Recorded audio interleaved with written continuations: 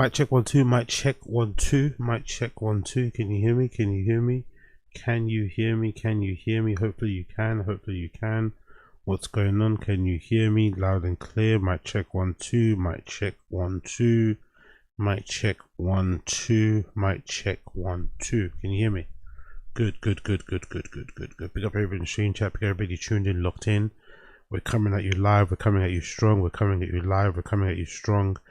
We're coming at you live. We're coming at you strong. What's going on, people? Hope you are good wherever you may be. Hope you're doing swimmingly. Hope you're doing swimmingly this Saturday evening, early Sunday morning. Hope you are doing good wherever you may be. We've got so much stuff to get into, so many fun things to cover.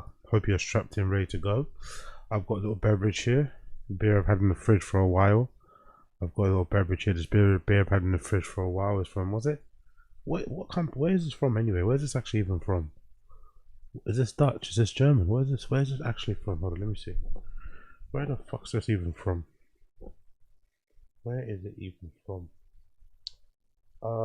It is made of barley. What's the name of it? It's called, whatever that is name of it. Maybe I can find it on fucking ChatGPT actually. Let me see if I can search for it. But that's the name of it there. If you can see it on the screen, I'll put it on the screen. Can you see that? It's written in some other language. I don't know what language that is. You see that there? I've got a bit of that I bought from the off license. I had it in the fridge for ages. Kind of forgot about it, but let me see what ChatGPT says about the label. I'm curious to see where this is from. Is it Austrian? Is it Dutch? Is it German? Where the fuck is this from? Let's see. Let's get ChatGPT open. Let's get the camera app open. Let's take a picture of the label and let's see what it says. What are you? What is this? What am I drinking? What am I drinking? Let's see what ChatGPT says. ChatGPT says, come on, think. You're drinking Starry. I'm drinking Starry Melik beer, specifically. Oh, it's Russian. Okay, it's Russian lager. Interesting. The name means old miller from the barrel. It's known for a light, smooth, lighty, malty taste, usually around 4.5 to 5%. Oh, I'm on my chin thing today. It says it's usually 4.5 to 5%. It's usually 4.5 to 5%. I'm on my chin thing today. I'm on my chin thing today, mate. About the label, the windmill illustration represents Old Miller. It means from keg. It's pretty common everyday beer in Russia, similar to positioning to standard. It's a similar beer to like Heineken or Carlsberg. Oh, it's Russian. Okay, they're selling Russian beers in my local. That's pretty cool. It's called Starry Melnik. Big up Starry Melnik, people. Let me have a taste actually. Let's see what this tastes like. Big up everybody tuning in, by the way. Cheers to everybody if you're having a beer as well. Cheers to you. Let's have a little sip. See what it tastes like.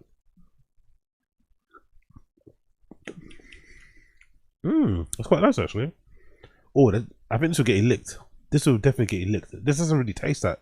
It doesn't really taste like a 4.5 or 5. It doesn't really taste like janky. It kind of tastes quite nice.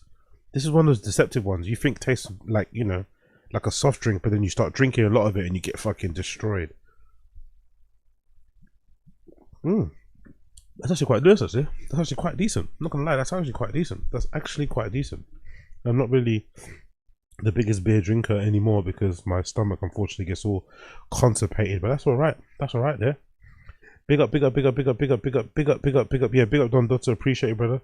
Hope you have an absolute blast with what you call it, Jeff Mills. Doing a lot of Jeff Mills been doing a lot of interviews. There's actually an interview on Substack I was meant to cover for the pod. I forgot to mention, but he did a couple of interviews for Substack. I know they relaunched or they re-released the infamous mix from what's the club in Japan he played in? Is it Liquid Room, right? The infamous mix, yeah, I think the infamous mix from Liquid Room was re-released on cassette as well. I think I saw that on Hard Wax the other day. Yeah, Liquid Room, right? That infamous mix came out. So he's been doing a lot of press lately. Big up Jeff Mills, been doing a lot of good press lately. I've been seeing him everywhere, so big up Jeff Mills. Big up Teju, Arsenal winning the league. Yeah, no one wants that. We're not going to really talk about that, to be fair, but happy for Max Dowman though. Don't really care for Arsenal too much, but happy for Max Dowman. Must be amazing for him going to school on Monday morning after scoring that winning goal. So big up Max Dowman. Also got an assist, kind of, innit? Didn't really, but also got an assist. Kind of. So big up Max Dowman, big up was that Zara Hossein, big up Zara Hossein, big up from Toronto, big up from you, all the way from Toronto, my friend. Appreciate you so much. Big up Stinger Goo. No, it's not a malt liquor. I think it's just a bar. It's just a regular. It doesn't say malt. Does it say malt here? Big up Stinger Goo. It says it's a light, smooth. Yeah, it is a malt. Okay, it's not malt. It's a malt beer, isn't it? It's not a malt liquor. It's a malt. Do you call liquor that in America, or is it a malt? Yeah, it's a malt beer, not a liquor. Or do you call liquor beer in America too? I don't know. But big up Stinger Goo. Big up Boronda 420. Big up Roger Smith. I see you here. Izanella was here earlier. Jordan Ray was here earlier. Big up everybody. Big up Sunken Cathedral. What's going on, Sunken Cathedral? Hope you're good, brother. And big up Black American. Oh yeah, Black American. I see you. Sorry, I miss you, sis. Hope you're good. Hope you're good. Big up Black American. Bang your chest. Hope you're good. Big up the Rinks as well. I see you. Big up the Rinks too. Big up everybody here. And Caseload Moses, of course. Motherfucker Caseload Moses in the chat as well. Big up Caseload Moses. Cool. Let's get into it. Let's get into it. Let's not waste any more time. Let's get into it. Let's get into it. First things first. Let's get into some random shit. What was I gonna do? I was gonna do something. What was I gonna do? What was I going to do?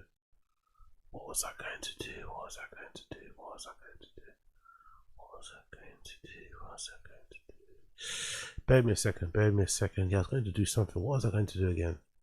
Oh yeah, that was it. Cool. Let me just quickly do this quickly. Bear me a second here.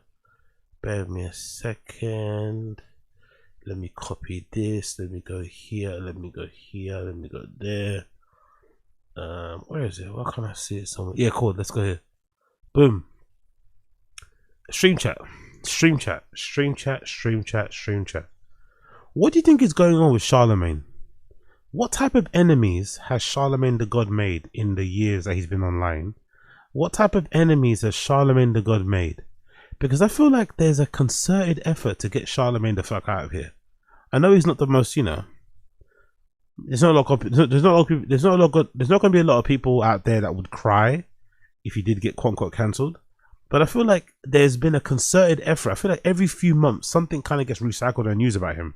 Whether it's that case about him allegedly essaying some girl and he paid her to keep quiet, whether it's people recycling his cheating allegations, whether it's people recycling the clips of him making Little Mama cry, how hard he went at Post Malone. I feel like every few months there's like a recycling of like bad Charlamagne the God stuff in an effort to get him out of here. And this is the latest attempt. I thought, fuck, you know, where the fuck did this come from? This feels like it come from out of the blue, out of fucking nowhere. This is and courtesy of fucking, what's this account? Pop Pulse, right? Not Pop Bass, but Pop Pulse. An account called Pop Pulse posted, Charlamagne admitted to watching child pornography and called sexual acts that R. Kelly performed on a 14-year-old girl incredible. He went on to explain that he enjoyed what he enjoyed about minors being R-worded. Where the hell did they get this clip? Why are they recycling it again? Like who did Charlamagne piss off? Because it feels like somebody really wants him to lose everything. It feels like every few months there's like a recycling of Charlamagne most horrible greatest hits. His worst hits, basically. I feel like they recycle his worst hits every few months to try and see what's gonna stick on the algo and get him the fuck out of here. This is kind of crazy. This came out of left field. Charlamagne complimenting R. Kelly or something. What? Let's play the clip. R. Kelly props for one thing and one thing only. Well, two things. Number one, he taught me how to eat ass. Shout out to Kelly. I learned how to eat ass because of the R. Kelly tape. That's true. And the come pee come thing is still one of the most legendary, incredible things I've ever seen in my life. Because I still don't understand how a man could come and then pee right after coming and then come again. That happened. Wait, that happened? He busted a nut on this little 14-year-old girl. Jesus then Christ. He peed on me like it was like the sperm. Okay. They're trying to get him the fuck out of here, but this clip is insane, man. I do believe there's some sort of like concerted effort behind the scenes to get Charlamagne the fuck out of here, but this clip is absolutely insane. This clip is absolutely insane. Came out, pee came out, sperm came out again. And he's told her, let it drip. Liquid sandwich, bro. I never seen no shit like that in my life, man. Jesus. I keep telling y'all, I've told y'all this over and over. It's a lot of things that guys did, especially when we were young, that were rape, that we... Hold on. Charlamagne has said in the previous podcast that the first time that he and his now wife had sex after she got drunk and passed out, he later acknowledged that the encounter was rape. Charlamagne and his wife began dating when he was 19 and she was 16. This means his wife was only 17 when he got her drunk, had sex with her. The story is similar to allegations from another woman, Jessica Reed, who said that he got her drunk and raped her when he was 15 and she was 23. And he was 23. That's the thing that I've always been interesting about Shot. He's gotten away with that Jessica Reed one for a while, isn't it? I wonder why that is. Maybe because he's just got the right people around him. But that Jessica Reed story was always kind of troubling anyway. But it kind of just skirted by. But somebody seems to be wanting to make sure something sticks. It seems like somebody's really going out of their way to make sure something sticks when it comes to Charlamagne. But this is a horrible clip, man. There's really no excuse in this one. You know what I mean? This is the type of clips where you can't even apologize or say nothing. You just have to let it live. You can't even say anything, because if you say something, you're gonna have to try to explain this, and there's no explaining it. So you may as well just ignore it, act like it never happened, and then kind of keep it moving, because even an apology wouldn't work. It wouldn't be sufficient, you know? Just didn't consider rape. And I'm married to my wife. Me and my wife dated for a whole year. She would not give me no pussy. Me and my wife hung out one Saturday night and she got sloppy drunk and passed out at my mama's house, and I got that pussy. No! Damn, while she was passed out? Yes, I mean, she was fucking me back and all that, but she was really drunk. So I asked her yesterday, I was like, yo, did I rape you the first time we ever had sex? And she looked and she goes, I mean, in hindsight, yeah. No. Charlamagne came into the room, and I saw Charlamagne's face with my own eyes. When he opened that door, I saw his face. I saw his face. I heard his voice while he was raping me.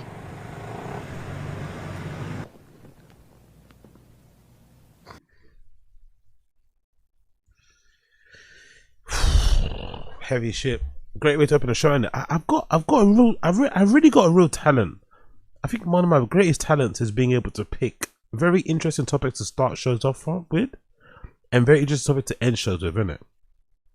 I've got a real talent for picking great openers and great closers. Always a happy mood, innit? I've always got really happy, positive, airy fairy, you know? What is it with me? What is with my talent with picking the best subjects to open the fucking stream with, right? I've got a real good talent to pick the best subjects to start streams with, innit? I'm so talented. I'm so talented. I'm such a good positive vibe, aren't I? I'm such a good positive vibe type of guy. Anyway, strength and power and blessings to Jessica Reed, but somebody's definitely trying to get fucking Charlamagne out of here, man. Somebody's definitely trying to get Charlamagne out of here. Definitely trying to get Charlamagne out of here. Let's move on. We don't do that. We don't care. Let's do this one. Have you guys heard? Have you guys watched the fucking Louis Theroux documentary? Have you guys watched it? Please, have you guys watched it? If you guys watched it, please watch it. Please watch it. Please watch it. Please watch it. It's really fucking good. No, it's not really fucking good. It's actually interesting. I won't go as far as saying it's really fucking good, but it is interesting. I've made a review of it on my Patreon, so if you want to check it out, it's available on my Patreon now at patreon.com/Agostino. I'm pretty sure, right? It's available now on my Patreon. Yep, down here. Let me check. Ooh, come on, hurry up, hurry up, hurry up. There you go. It's available now on my Patreon. Alright, so if you want to check it out, you can. I'll put the link actually there so you can check it out. It'll be available in the fucking stream chat. Big up the Patreon links. But it's a really interesting documentary to check out just for the sake of checking it out. So I do recommend you do check it out. It's very, very interesting in that regard. And one of the interesting parts about the documentary is the hypocrisy of some of these guys in it, which has now been obviously laid bare for most people to want to watch and see. One in particular is HSTIKKYTOKKY. I kind of don't mind HS. I kind of watch sometimes the streams from time to time. Unfortunately, I think the ones that he does here in the UK are a little bit cringe and a little bit forced in terms of running skits and, you know, scripted stuff and whatnot, which I'm not really too into. I did enjoy when he was in Marbella, in Ibiza last summer. going fucking crazy. Those were kind of fun, going to clubs and shit. But the rest of the stuff that he does, I'm not really super into. But this documentary, I think, didn't do him any favors. He kind of came across the worst in this documentary. I think him and fucking Fresh from what you call it, from off Fit, is it Fit, or whichever one it was, Myron Gaines from Fresh and Fit, he also came off pretty poorly. The ones that didn't come off that bad were probably Sneeko and Justin Waller. I'm not gonna lie, I don't think they came off too badly, but I think Fresh and Fit and HSTIKKYTOKKY came off the worst. Especially HSTIKKYTOKKY, because of this contradiction. Like, he's very anti-OF, right? He really hates Bonnie Blue, this guy. He really hates Bonnie Blue.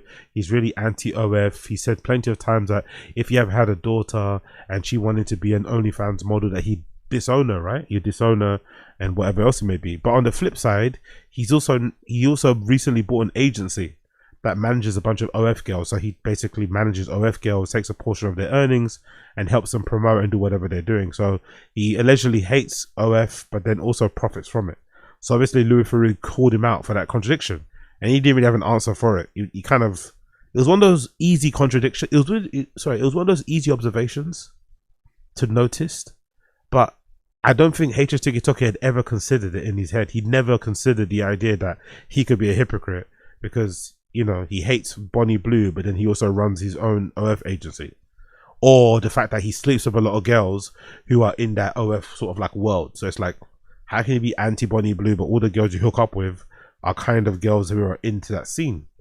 Anyway, long story less long. Ever since this clip dropped, I'm not going to play it because it's going to get me copyright strike. It's a Netflix clip, right? But if I play it, it's going to get me copyright strike. But I recommend you check out the clip.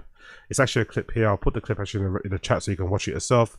It's a really funny little clip where fucking Louis Theroux kind of calls him out for being the hypocrite.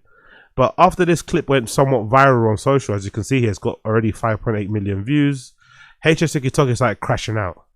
He started crashing out and going crazy and trying to explain himself, because also like I said, the documentary didn't paint him in a good light. So he's been trying to cope on the stream. So this is HSTIKKYTOKKY's first reply post the documentary dropping, and him trying to, I guess, correct the narrative and shit. So let's see what he had to say. So boys, today I'd like to reply to the Louis Theroux documentary that's #1 on Netflix. And I'd like to first reply by just showing you the absolute hate that I'm receiving from the general population of the UK. It's really upsetting me. HSTIKKYTOKKY is evil. The reason why he's evil is because he's homophobic and sexist. I know for a fact that if he saw me, he would beat me up because I'm gay. He's evil. So this guy is so educated and knows all these bad things that I've done wrong, but he can't name one thing that I've done wrong. This is the general population of the UK right now, scattering to make comments online about me. They don't know me. They don't know my purpose. And in the same position as me, would do the exact same thing. Have a look at this woman right here, commenting that I'm a detriment to society and that I'm pushing out bad things to the youth. This dumb tart was on my stream, kissing another girl and spitting in her mouth. Boring. 12 to 16, and then he's Madison, fisting. come spit in my mouth. Oh. I'm not going to watch that. Nope. Let's skip past that. Let's skip past that. Let's skip past that. Let's skip past that. I don't want to see that spit. No, thank you. No, thank you. No, thank you. No, thank you. No, thank you. No, thank you.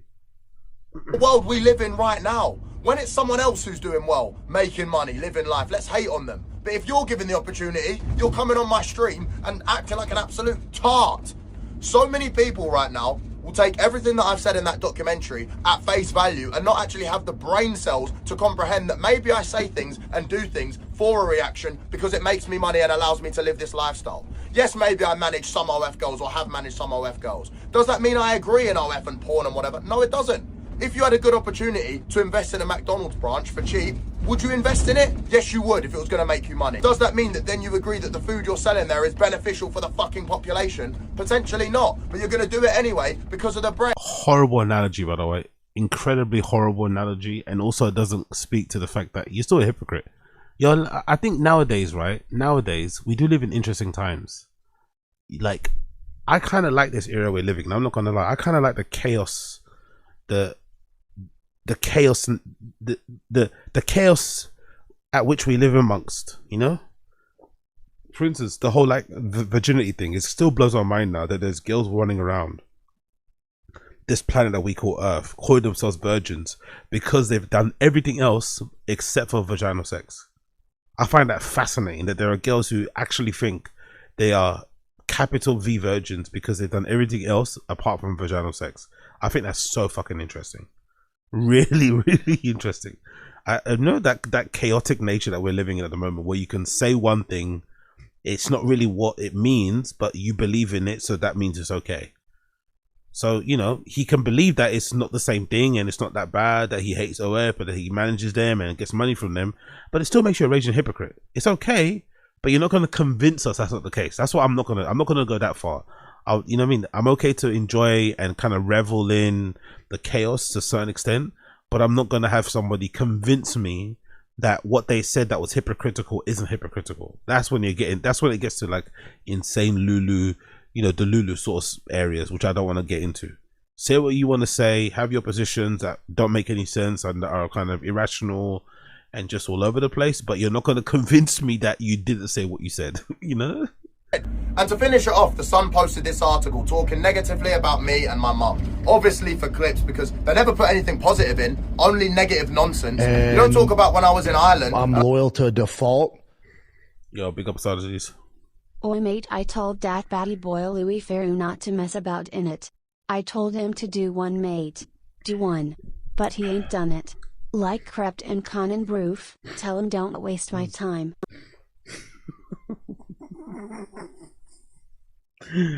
Tell him don't waste my time. Hey, big up Saturdays. I took Michael off the streets, gave him tens of thousands of pounds, took him around the world, Dubai, Thailand, etc. Changed his life.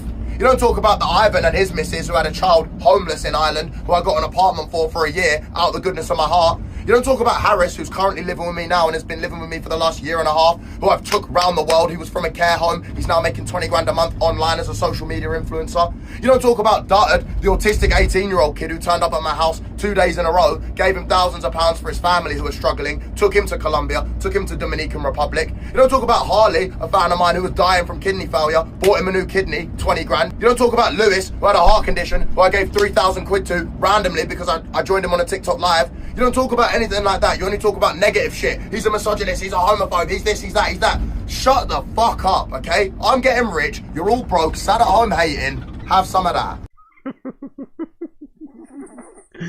So a very interesting clapback, right, for the documentary, but clearly you can tell it's hurt his feelings. I do understand his position. I do get that there is a lot of focus on the bad thing that he's done. If all the stuff that he's done at the end he said is true, then those are some really good things that he's done, some really good deeds. But no one really talks about those things because those things don't go viral. But the unfortunate nature of his existence is that the stuff that he does do that's somewhat negative, it's so jarring that there's only one way it can go viral, you know? It's so jarring and crazy, there's no other way that it cannot not go, you know? So I think he should maybe be a little bit aware of that. Like, yes, you do some good deeds, but the stuff that you do is so crazy, it's so out there, it's so extreme, it's so brash, that's also going to go more viral than with the stuff that you do that's good. It's just the nature of the game. It's just the nature of the game. But he did make a good, decent clapback towards the end there. And then, of course, he made another clapback because, you know, clearly maybe somewhat enjoying the attention now, which is what I love about this whole thing. Because I'm sure as soon as the documentary dropped, it made him look quite terrible. But so you have to kind of make do with your first initial feelings of the documentary. And then as you get over it, you start to realize that the attention is good attention anyway. So I think he's trying to revel in the added extra attention that he's getting. Plus, you know, you're on Netflix, isn't it?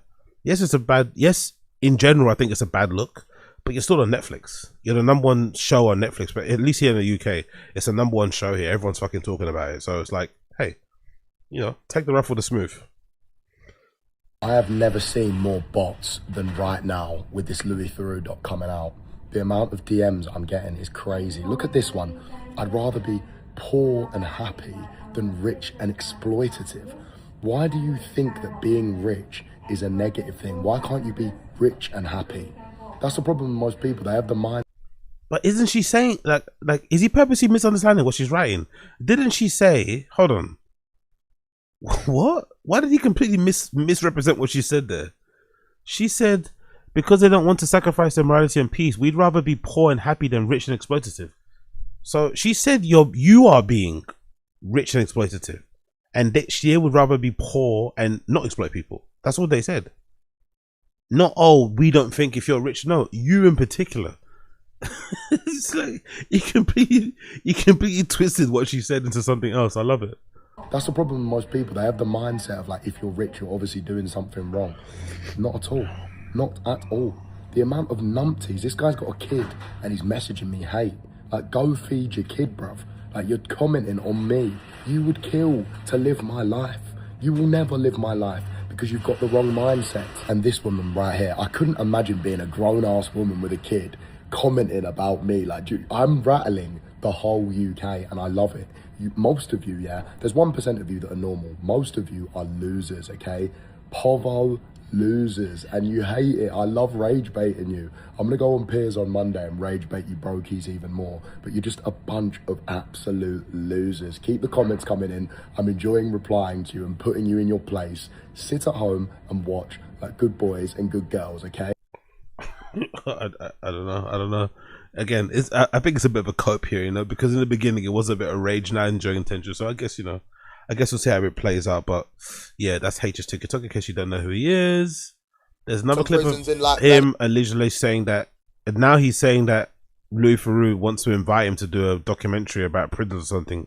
I don't think this is true. I think this is just another troll. I ain't even watched the fucking documentary, but Louis called me last night. He wants to go around some prisons in like Venezuela, Mexico, and some other South American countries and make a prison documentary with me, because the success of this one was so big. Even though I got violated, who was the main character? Me. Who's everyone talking about? Me. Who got in #1? Me. Yeah, main character, bruv. Cool. And then the other thing I wanted to show you regarding this, yeah, that's it, right? Cool. And then of course the MYRON thing, isn't it? That was one of the best ones, by the way. This part of the documentary, I recommend you just watch it for this part of the documentary alone. I had no idea Louis Theroux played a role in the end of MYRON Gaines' relationship. Remember that girl he was with, Angie? That kind of like weird girl that he was with that was somewhat defending him in the beginning, and then she kind of broke up with him and ran away with some construction builder, roller skater guy. If you watch this documentary, you will see that the seeds of their breakup were planted by Louis Theroux. Louis Theroux played a part in their breakup. It's so fucking funny. So he pulls up to MYRON, he pulls up to Fresh and Fit studio, right? MYRON obviously invites him in and they get to talking. And as they're talking, they get to talking about MYRON's views on women and wanting to be polyamorous or be poly on his side, but girl has to be monogamous, and the fact that he wants to maybe explore having multiple wives. As they're having this conversation, MYRON's girlfriend walks in, Angie. So naturally, with Louis Theroux being the good documentarian he is, and them talking about women, because I think in during that conversation, you know, Louis Theroux's kind of looking at him. I don't think that's going to work. I don't think there's any normal girl that's going to be happy with you wanting to have multiple wives. Or he was really confused mostly by the whole, oh, I get to cheat and she can't cheat type of philosophy. So when Angie walked into the room, Louis Theroux, like a good documentarian, turned towards her and said, hey, have you heard about what he said regarding wanting to have multiple wives or wanting to have a relationship where it's open on his head but closed on your end? And immediately when they started talking about that, she started to look very uneasy, very uncomfortable. Her body language was like a fucking siren. Her body language was very, very loud. She was looking very uncomfortable, very squeamish, as MYRON was trying to hug her and kind of soothe her a little bit. And then as Louis Theroux was talking to her, kind of probing a bit more, sorry, MYRON kind of got a bit defensive and kind of got nervous, and he sent her to the room. So, okay, can you go and put this in over there and clean the, you know what I mean? He sent her away. Just as Louis Theroux was trying to get somewhere, he sent her away. But then after that, she never appeared back on camera again.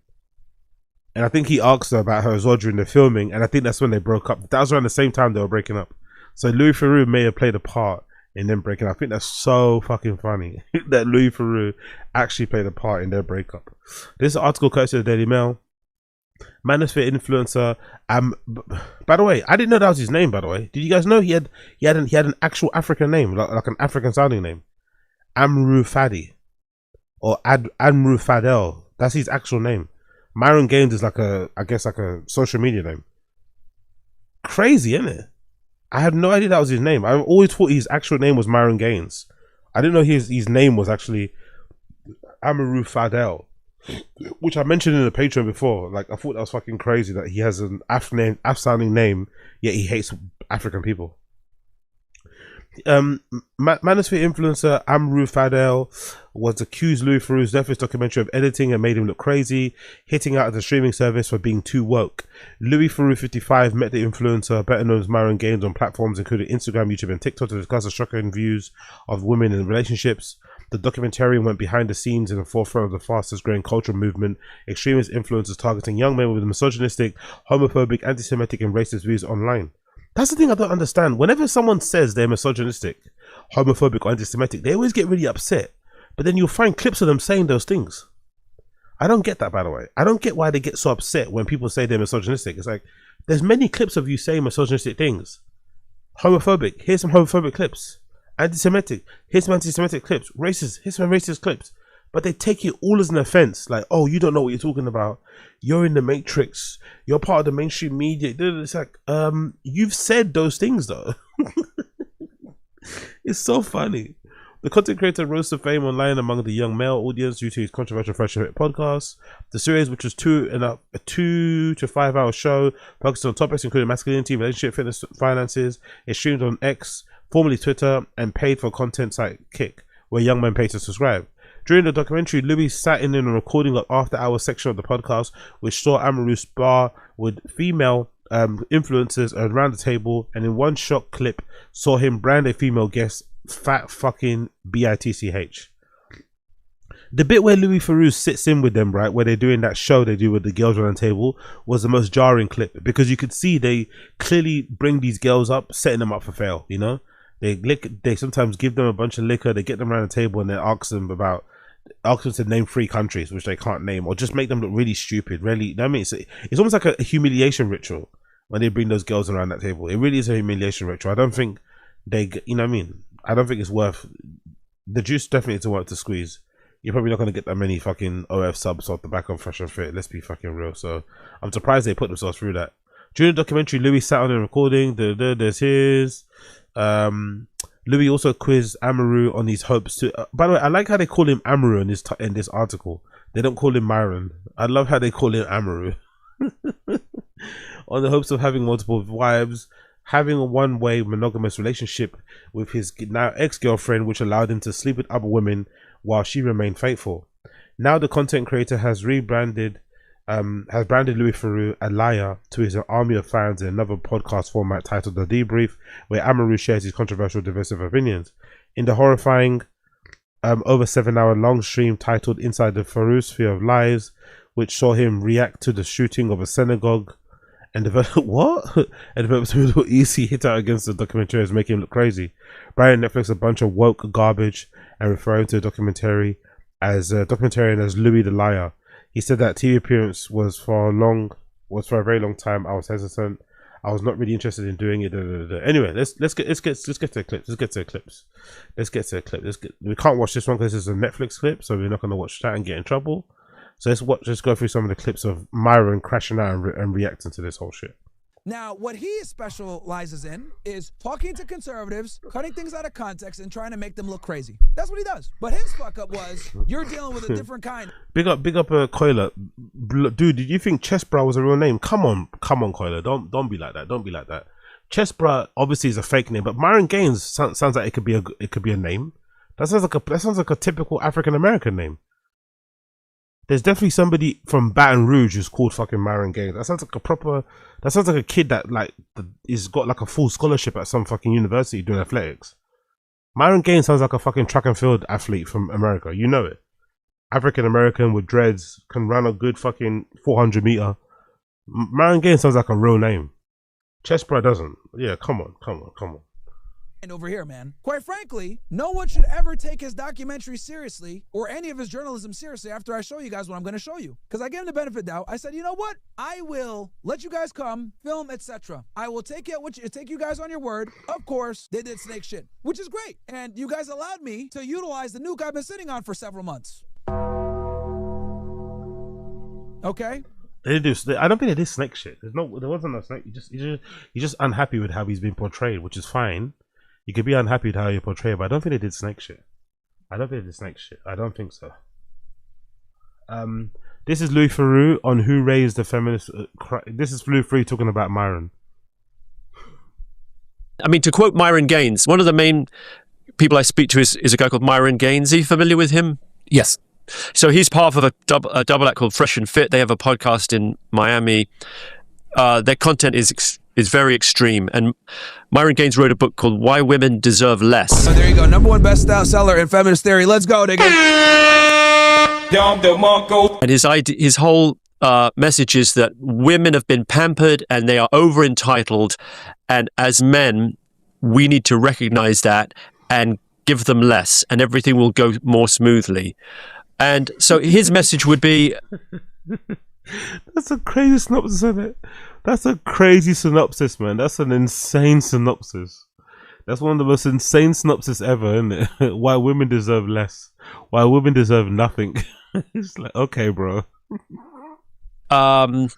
Actually, yeah, men can hack the game of life. You know, I can teach you the cheat codes of life. A lot of it based on old PUA, pickup artistry, supposed hacks. You know, negging women, recognizing that women are, in their words or in their view, status obsessed, and then you can build the life that you would like and would deserve by employing his techniques.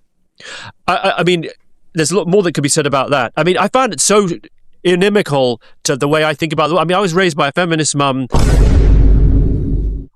you know, and in South London, in a world where, yeah, the idea that, you know, my mum was a working mum. I grew up in the 70s in South London. So these ideas are so alien to me that I had to kind of get my head around it. I think a lot of it seems to be based on his interactions with cam girls and OnlyFans models. Like, in his world, he's like when he's talking about women, he only really seems to be talking about Instagram models and women who do a lot of social media. Like that gets you some way down to understanding like what his mindset is. But within his sample group, he's in this world where there's this competition in which all women, one of his big things is like women shouldn't go on social media. And if you have a girlfriend, you got to keep her off social media. Even Myron Gaines would say a lot of what he says to be outrageous, you know, to get people's attention, to wake them up. Like they do sort of walk back. Some of the things they say are so horrific. I don't even want to really repeat them, but you know, so sort of horrific in terms of seeming to. That's the thing I don't like a little bit with normies. I don't like this reaction. It's so horrific. They're just words, man. They're just words. Like, relax. I think sometimes I think these sort of like histrionics, these sort of like overreactions are what make it worse and what make it harder for these guys to get through to those guys. Because it's like, what? Horrific.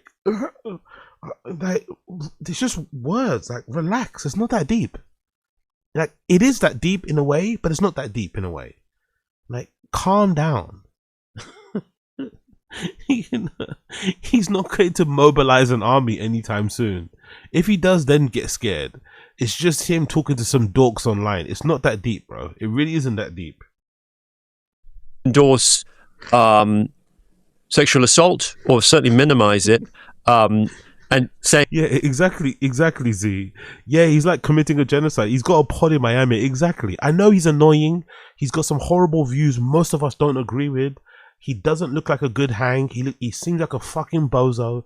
But at the end of the day, it's just a fucking podcast. It's just a live stream with some OF girls. It's not that deep. Really isn't that deep. Like, fucking calm down. Horrific. I can't even repeat it. It's like, what? Things like I said, like the women shouldn't vote. I think he said at one point he thought gay people should be rounded up and put in special camps. No, that's crazy. But yeah, I don't know. I found the whole thing interesting. I found it really fucking interesting. I really found it interesting. More clips here of Myron crashing out. Myron says that women are designed to be dominated by men. Brilliant. Women are designed to be dominated by men. Yeah, I know. Some of you, oh my God, this guy Myron's a radical. No, I'm a fucking honest motherfucker. Bitch, we ain't equal. I'm the dictator. You are the subordinate. And I dictate when I want to put dick in you, bitch. And then you dictate when the sandwiches come by my dictation. That's how this goes. And women love guys like this. That's a Netflix clip, isn't it, I think, huh? Jesus. Tell them what it is. This isn't open to interpretation or how you feel or what you think. It doesn't matter what you fucking think. I dictate when I put my dick in. Not gonna lie, that sounds like rape to me. Not gonna lie, that kind of sounds like rape, my guy. Not gonna lie, that kind of sounds like rape. Yeah, Louis. That's how it goes. I know, like, this is like fucking crazy for people to hear that, but women want to be dominated by men. There's a reason why books, right, that have to do with bondage and a man dominating a woman, etc. 50 Shades of Grey, for example. Why was that a best-selling book for so long? Why do women... Hold on. So here's one piece of evidence for why he thinks women are biologically designed to be dominated by men is 50 Shades of Grey. His evidence that all women want to be dominated by men is BDSM. Is this guy mentally okay? Is he mentally okay in the brain? His evidence for women wanting to be subjugated and dominated by, and you know what I mean, like, and to like his evidence for women wanting to live under a dictatorship is fucking 50 Shades of Grey. Love books, right, where they're being dominated by men. Why do women like to be ridiculed during sex? Why do women like to be insulted during sex? All of his references, his brain is broken, isn't it? All of his ideas of women are to do with like porn and OF and content, and are those the only women he ever talks to in life? The only women he interacts with are like porn adjacent, OF adjacent, content creator adjacent. There's no other women that exist outside of that world. Everything is run through the prism of porn. It's like, fucking hell. Why do you think women like to get spat on so much? Like, who? No, like, have you been to like a regular bar before in your life? Like, what? It's simple. Because women want a guy who's going to be dominant. They're attracted to that. There's a bunch of different biological reasons why, but the reality is that women want a guy who's strong and powerful. And what asserts strength and power more than asserting dominance on them? You know what's really funny? He thinks he's strong and powerful, but his girlfriend left him for a guy that's a fucking construction worker. So what happened to all that strong and powerful shit then? He thinks he's strong and powerful, but his girl left him for somebody else that he would probably refer to as not being strong and powerful. Women are attracted to men like this. Like, what? Do I gotta fucking, is this controversial for me to say these things? We've become so fucking pussified and faggified that we can't even have honest conversations on what women actually want and are turned on by. Why? Because we live in a... Not gonna lie, how can you take advice from somebody regarding what women get turned on by or don't get turned on by when he, number one, A, doesn't have a girlfriend or like a roster of girls that we've seen? How can you take his advice seriously? Who will take his advice seriously? You have no girlfriend to show off, no wife to show off. You also have no roster of girls to show off. It's really difficult to take your advice, at face value, because where's the evidence that you have been able to put some of your advice in practice yourself? Gynocentric fucking social order where women dictate what's appropriate and what's not appropriate. I'm gonna say that again. Women dictate what's appropriate and what's not appropriate to talk about when it comes to their own sexuality. They'll sit there and buy all these fucking dumbass fictional books, because women overwhelmingly prefer fiction, by the way. They love romance fictions, and they'll fucking read that shit with a wet vagina and be like, damn, I wish my bitch-ass boyfriend like Louis did this stuff to me, but he respects my boundaries. He treats me well. He's such a gentleman. Meanwhile... What is this? Hold on, what's this leap? Women who read romance novels want their husbands or people to do what they see, like, huh? Where's this leap? What's that have to do with anything he's talking about? I'm so confused. She craves a dude to dominate her and tell her, hey, dumb bitch, I'm dictating when you go and fucking outside a knot, and I dictate that I put my dick in you and you give me sandwiches. That's what it is. This is what women crave, and they've always craved this shit, okay? When women... He's kind of chopped as well, isn't it? Like, he's like, the audacity that he has to speak with this kind of level of confidence is kind of crazy, man. Bro, you look like you work in an internet cafe. No offense and shit. You legitimately look like you work in an internet cafe. Like, the audacity, man, the fucking cheek on this guy to talk the way he's talking about women. It's like, bro, whoever decides to open their legs for you, you should be grateful. Look at men, they look at protection value, survival value. Men look at women for replication value. Is she hot? An incredibly important part of survival value is your strength, your competence, your intelligence, your muscular density. Exactly. That's why I think, big up Sunken Cathedral, he's advocating for a relationship that he himself can and will never get. That's why I think Justin Waller came off the best in that documentary. If there's one person who I think came out looking the best, it might be Justin Waller. Because although he's a bit of a douche himself, he at least can show you that he has a wife and a family who know exactly the type of lifestyle that he lives, and they're okay with it. They interviewed the wife and she seems pretty down for what they're doing. She doesn't want to know about the fucking girlfriends on the outside and what he gets up to outside the home. She doesn't need the details, but he provides for the family. He's there. They've got 2 kids. I think at the time they filmed it, she was pregnant with the 3rd. They had a nice big home, cars in the driveway. I mean, they've got all the material things that people like that would like. They look pretty much okay. That was the only one. But I don't know how you can preach this message and you've got nothing to... You have to show, man. You can't be talking to guys about what women do and that and being a dictator. It's like, who are you dictating to, though?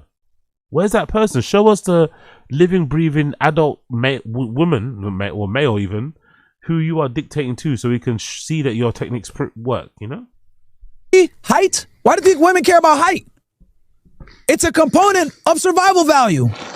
If you're tall, you're big. If you're bigger, you have a higher likelihood of protecting her. It's very fucking simple. Men watch porn, women read fictional novels.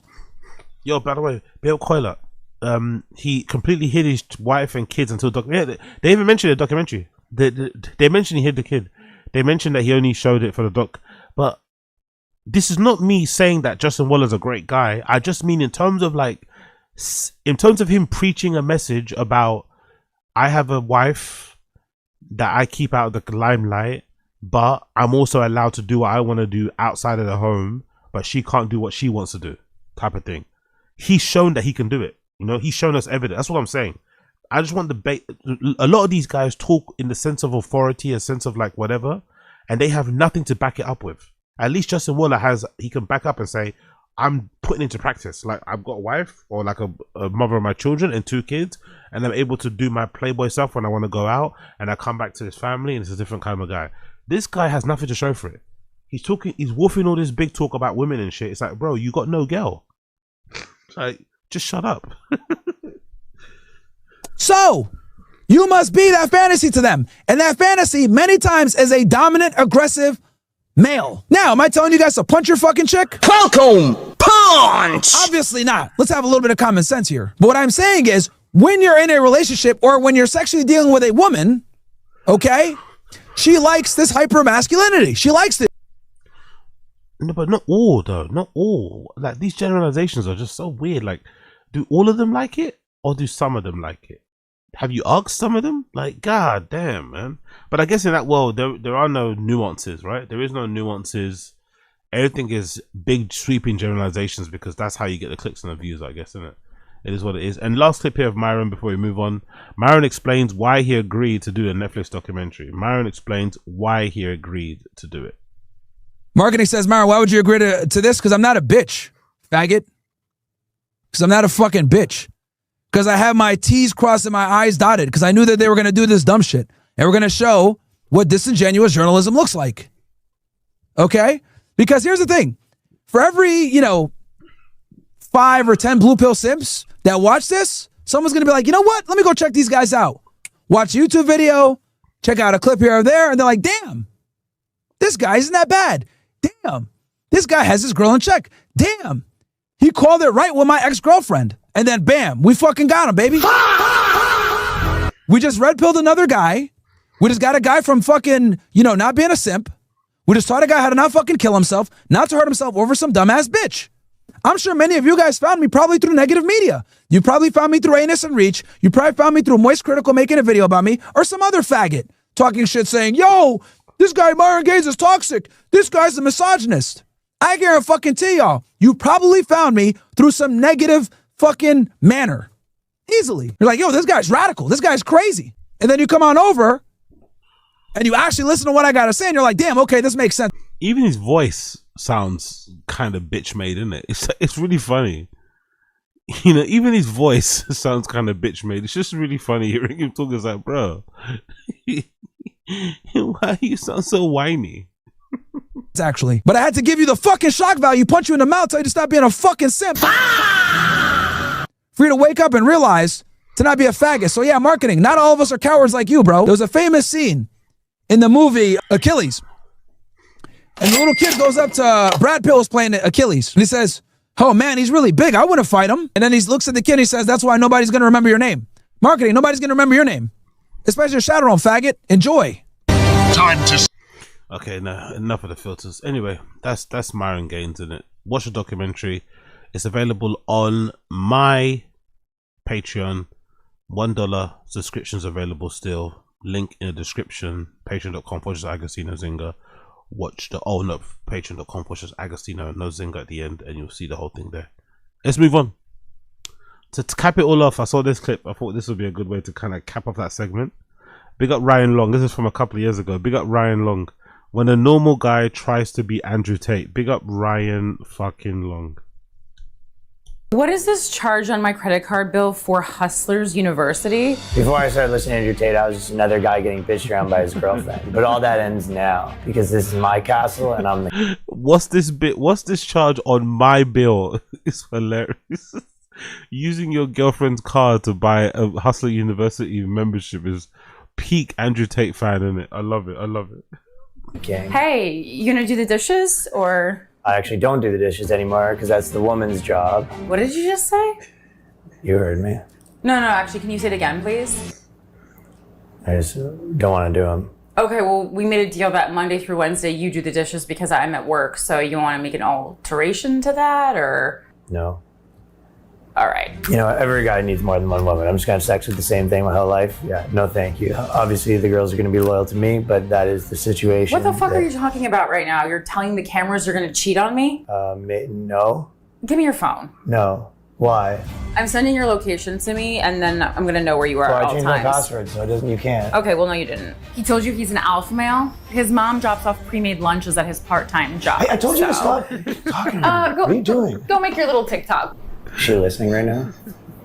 If women had their body count on their head, it would solve basically all the world's problems. What exactly would that solve for you, Brad? You know my body count. You begged me to tell you, and then you cried when you heard the number. So what exactly is that going to solve? Is that going to solve the dish situation, or? Posting some Tate speech clips on TikTok right now. I'm a hustler, baby. There's never been a better time to get rich, so. You coming back to bed, or should I just finish that SVU episode alone? No, I don't waste my time on things like Amazon Prime anymore. Okay, well then what are you doing? Getting rich. Because I've literally begged you to start a business so many times and you just keep working at your dad's landscaping company, and most times you don't even show up there, and he calls me to ask where you are. Can you just give me 5 minutes? Okay. I think she might be gone in a second. They're always on you. I'm the one who told him he should start a business. Hey, it just locked me out of the Amazon Prime account. Did you pay the bill? You sure it's not the password? I feel like I'm sign into my dad's account. Can you sign into my dad's account? I have it on there. Logged on. You can't spend your life watching TV, you know. Okay. It's time to be a movie. Well, your dad's account doesn't work, but anyway, just don't stay up too late because we do have my sister's brunch tomorrow at 10. Okay. Yeah, I'm not gonna be doing that. So. You just texted her 4 hours ago that you were so excited for the party. What is up with you? I'm not going to her sister's thing. Okay, fine, but I'll be the one driving because I'm not trying to get in a car crash. Your license got revoked. He lost his license. No, he just physically lost his license and refuses to go to the DMV to get a new one. Okay, this little project that you have going on is really ratting my nerves. Okay, just go then. This is my zone, my house. I make more money than him. Yo, do we have sandwich meat? you have to take what's yours in this world. And did you ask my coworker to webcam for you and said that you'd split the money with her 50-50? Jesus maybe. Christ. But I'm starting an umpire, and you could be the #1 bottom bitch. So if you actually think about it, I'm doing that for us. Okay. Because you can sort of be the queen, and I'm the king, and you're the queen. This was your last chance. And actually, my name's on the lease, so you need to leave. Okay, I'm sorry. I didn't mean to do that. You accidentally texted my coworker to get naked on camera? That was... Yeah, I didn't mean to do that. You need to go. Big up Ryan Long, man. Big up Ryan Long. Big up fucking Ryan Long. Big up fucking Ryan Long. You'd love to see it. You'd love to see it. You'd love to fucking see it. Pardon me. Apologies. Let's move on. Let's move on. Let's move on. Let's do a little bit of let's go here. Let's go Fighting the Kid. Let's do Fighting the Kid Reddit first before we get into the academic stuff. Let's do Fighting the Kid Reddit first. What we missed out on so far. Daddy just learned from watching Wolf of Wall Street that Daddy don't get the full share price. Daddy got to pay something to capital gains tax. What? Stock for Adam Carolla and Brendan Shaw. Podcast One has strengthened its ties with two of the most popular podcast hosts, Adam and Brendan Shaw, by offering each significant equity through newly issued shares and common stock. The arrangements are part of an updated consulting agreement designed to align the interests of the creditors. According to regulatory filings, Podcast One may issue up to 1 million stocks in shares of common stock to Carolla, up to 500,000 shares for SCHAUB, and the management finalized in October 2024.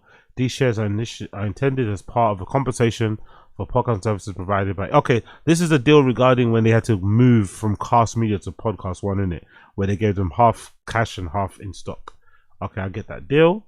This person on Reddit posted, for some visitors to the sub who are hosting, they are starting to feel bad for Papa. They don't want him to put poorhouse.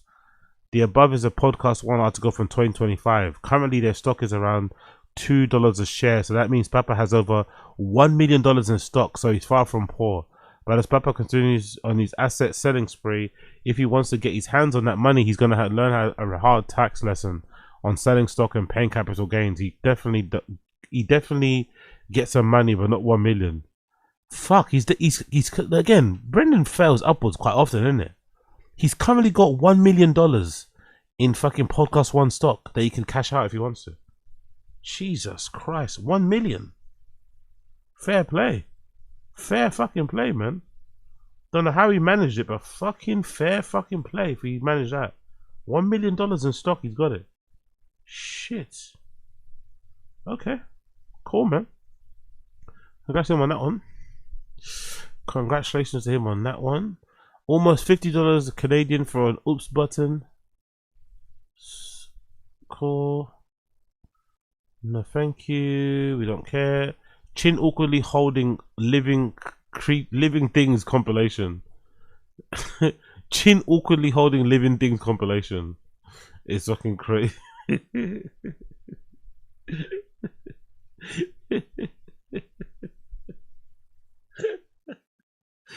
Chin awkwardly holding living things is so fucking crazy to put there. Oh, Jesus Christ. Oh, big up Chin, man. Big up Chin Suyi. Absolute legend, man. Absolute legend. But the awkwardly holding living things title is what got me, man. That got me going. What's that? No time off. What's this? Oh, this is unique. Okay, cool. Let's do a unique video then. Let's do a unique video. There, this one, yeah. Brendan Shaw blames Bryan Callen for the Bobby Lee drama. Oh my god. Let's go. Big up unique.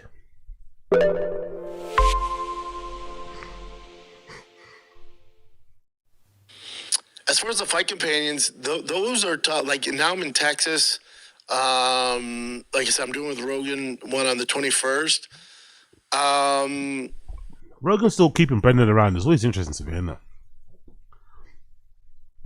Part of me feels like he does it to spite the fans, you know, or to spite the detractors. I'm not gonna lie. I'm probably reading way too much into it, and it's probably a sense of like over importance, right? But I think a lot of the reason why Rogan keeps Brendan around to a certain extent is to kind of spite the haters, to not give them a reason to think that he's down and out, you know? I don't think he's ever going to publicly disavow him completely because he doesn't want it to turn into a fucking shit show. So he goes out of his way to kind of always kind of keep him around to a certain extent. So people realize that, so people can, you know, don't get the idea that they're not friends anymore. Because they clearly don't talk how they used to. They're clearly not as close as they once were. That's not, that ship has sailed. And I don't think they even talk that much even. Because when they do eventually talk, they're, you know, or maybe the fact that Rogan doesn't even know Brendan's kids like that. Do you know what I mean? So, yeah, I don't know. It's always wondered to me, like, what the fuck is Rogan always keeping this guy around? Like, huh. But again, Rogan also isn't the best judge of character. Do you know what I mean? He has a bunch of fucking dullards around him. So, Rogan keeping you around isn't probably the best investment it once was in the past, you know? In LA, it was easier. Like, we had a good group of friends that we could call and do them. But also, my Saturdays are shot when I do those. And now Saturdays, like there's a UFC this weekend. I'd never do a companion for that bullshit Mexico card. But let's say it was a good card and I did a companion. Well, then I miss driving my son to Houston, spend time with him, watch him play baseball for travel ball. So a lot of his games are on Saturday. So I just want my Saturdays back, man. I get it. Probably make more money in revenue and sponsors, and it's just not worth it. I've come to a point in my life where I'm done chasing money. I'm done, man. It's easy to say that when there's no money to feature chase, right? I think it's way easier to say that when there's absolutely zero money, or not the same amount of money before in the past few chase. Because before, when you was doing comedy and you was in LA and you was in Rogan's bosom, there was infinite amounts of money to chase, or not even to chase, to walk towards, you know, to fucking walk towards. So now that there's probably not as many money making opportunities, it's probably not that surprising that he's suddenly now, oh, actually, money's not that important. Yeah, it's easy to say now when you've kind of made all of it, you know. When you've made all of it, it's really easy to say money isn't everything. It's definitely is not. I'm trying to limit liability, limit debt, and just do what I want to do and be present in my kid's life and not leave town. Again, easier not to not leave town when no one's inviting you to leave town that often. But I do think there is a real big missed opportunity him not doing his own fight campaigns. But I think most of it has to do with the fact that he just isn't, you know, not that much of a hard worker. Also has incredibly thick skin, or incredibly thin skin, sorry. But if Brendan did like a fight companion for these random cars who just sat at home and watched the fucking fights on his fucking laptop, I think he'd make a bunch of money on StreamYard if he just let the TTS on. But he wouldn't. Even if he did it at a minimum spend, people would love to send a TTS and see his face squirm regarding certain questions or things said, but he just doesn't have the capabilities or the, you know, to do such a thing. Jay Libert, how big is Big Brown's Big Brown? It's a lot of Big Browns. It's good. You know, I'm not going to win any awards, but it's fucking, I'm a big dude. You know, I'm not Shaq where it's tiny. I'm good, baby. I'm good. No complaints. Adam, hey, B and Chin, why don't you use Calabasas now Austin fight companion? Maybe in the new studio. So much fun to watch and listen. Much love from Croatia. Man, I thought you guys hated the new Calabasas fight companions. You know what the problem is? We just don't have the guest. And Brian. You don't need to do it with guests again. You don't need to do them with guests. Like, he's so obsessed with guests. You can do them by yourself.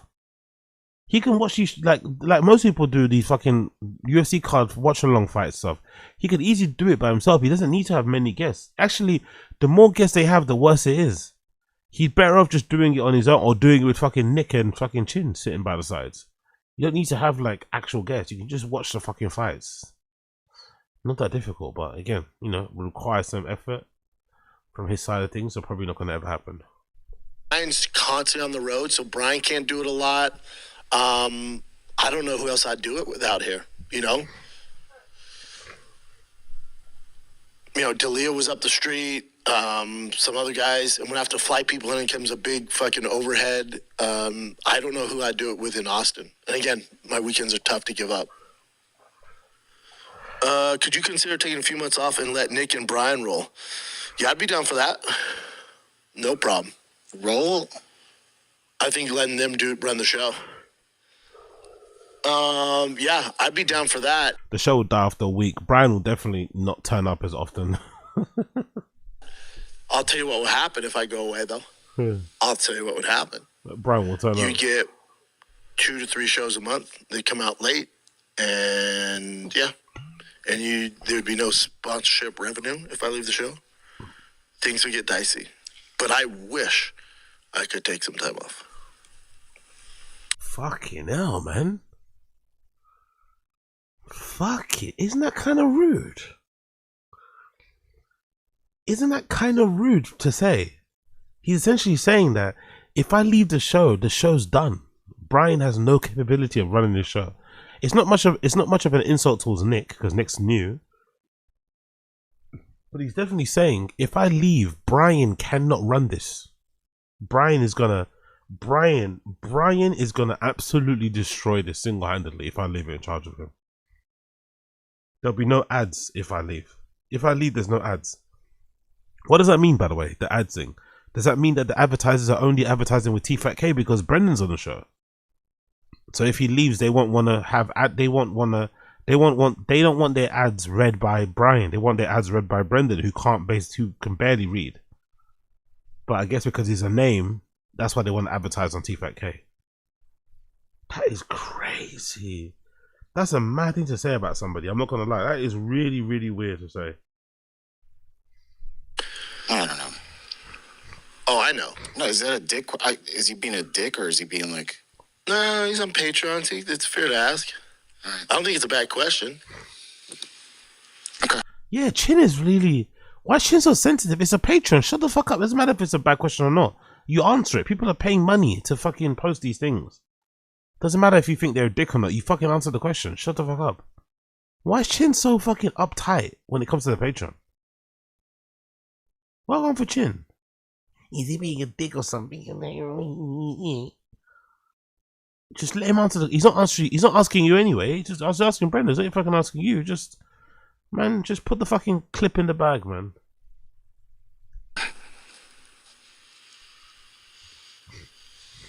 Bev said you would never fight again, but if you did, the podcast would blow up. I disagree, Bubba.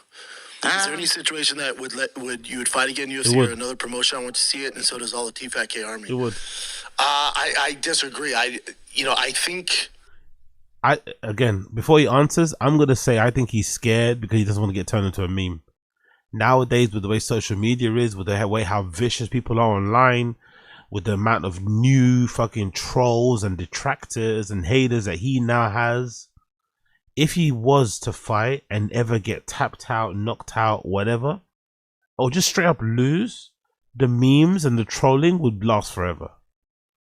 And he's not that well known enough from the last time he was fighting that people would remember the stuff where he got knocked out before. So this will all be like fresh and new. Plus there'll probably be a recycling of all the old clips. So I think he wants to avoid all of that unnecessary ridicule. That's my only theory, I think, for him not fighting. But again, would he change his mind if money was right in front of him? Maybe. But I also think he just doesn't want to get turned into another meme, you know? Another unnecessary meme just for the sake of it. If it was 10 years ago and it was like special for these people to fight and I came out of retirement, maybe that would give us a little boost. But now guys fight and it's a flash in the pan and it's not what you think it is. It's just not. I think our loyal fan base would love it, and we might get a little boost. But as far as it like getting Fighter and Kid to back to what it was, no. There's too much content. That's a good point, though. There is no way that fight would make them get back to what they once was. The only way they're going to get back to what they once was if they make the show interesting again or fun again, and that's not happening, you know, because there's no interesting or funny bone in their bodies and shit. So it kind of is what it is. But yeah, that'll be the only way that show would improve or get fun again, is if they actually focus on that going forward. But will that happen? Unlikely. Unlucky. Too many fights. But no show gets back to the way it was. Maybe one in a gazillion, you know? No shows do. Just like you said before. Why have I gone for Chin lately? What's happening with him? Is it like a denial of reality? Is he just nervous in general? Like, Chin seems to get really triggered by these questions. They seem to really, really trigger him. No show gets back to how it was before. No. Like it's not that bad. Like is that his way of being positive? Like just he seems kind of anxious. And like he seems really anxious. Just like no show goes back to how it once was. None of them. Okay, bro. Okay. The biggest sitcoms in the world eventually hit a point where they're done, you know? Rogan is just like, he's on a different planet. How do I want to deal with that? Rogan is guest driven. Yeah. So, you know, Rogan booking Trump and Elon and the biggest actors in the world. So you're going to listen to that. But even overall, his views are... I'm sure we don't everyone's is here, but when you're guest driven, your views are dependent off the guest. You know what I'm saying? So of course, that's how YouTube works too, right? Is he sneak this in Rogan? Is Brendan sneak this in Rogan here? Is this like a backhanded Rogan compliment?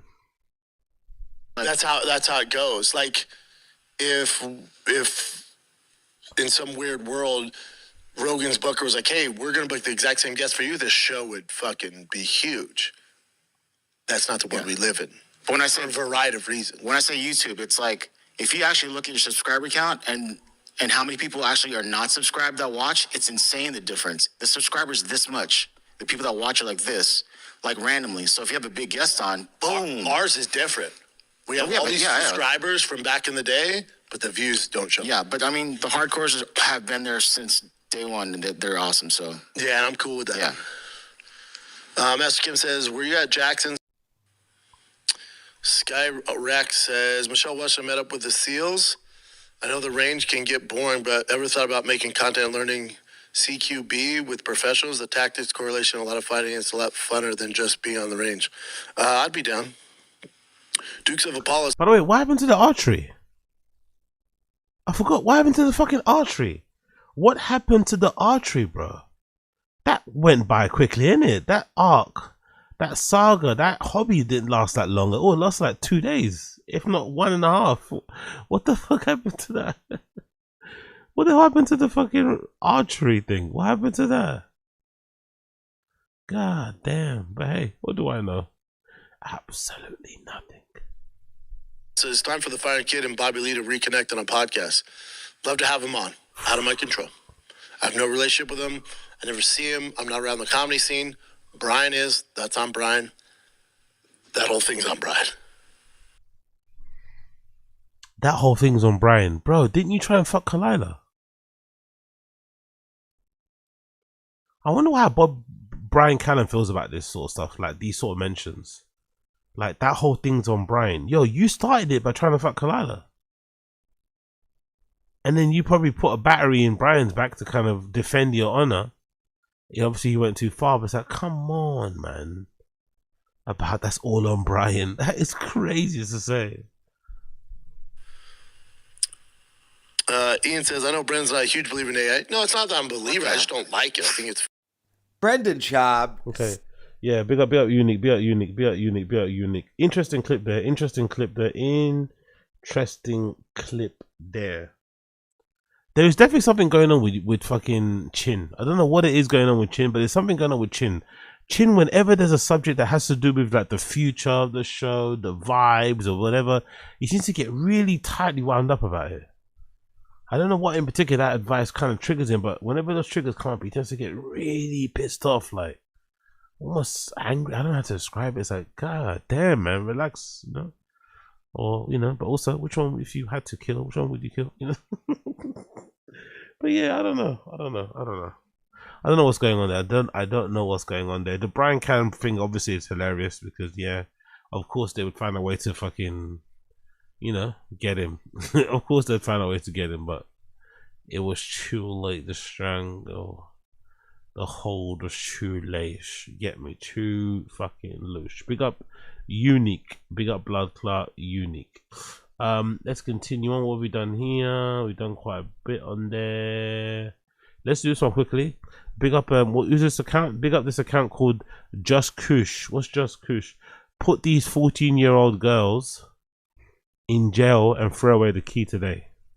Let's see what this is about. My mom's gonna be yelling at me from the phone. What are you gonna do? Why are you trying to kill a kid? Detectives say Valdez planned to wait Kill for the a classmate in a bathroom at Lake Brantley High School, stab him or cut his throat, and then leave flowers and smoke a cigarette after the killing was complete. Jesus Christ. Anyway, I think this guy with the cats in it, he's kind of annoying, this guy with the cats, so I'm not going to play this one. That guy with the cats is kind of annoying. Let's quickly do Johnny Somali course update courtesy of Legal Mindset. Hopefully he doesn't waffle as long as he usually does.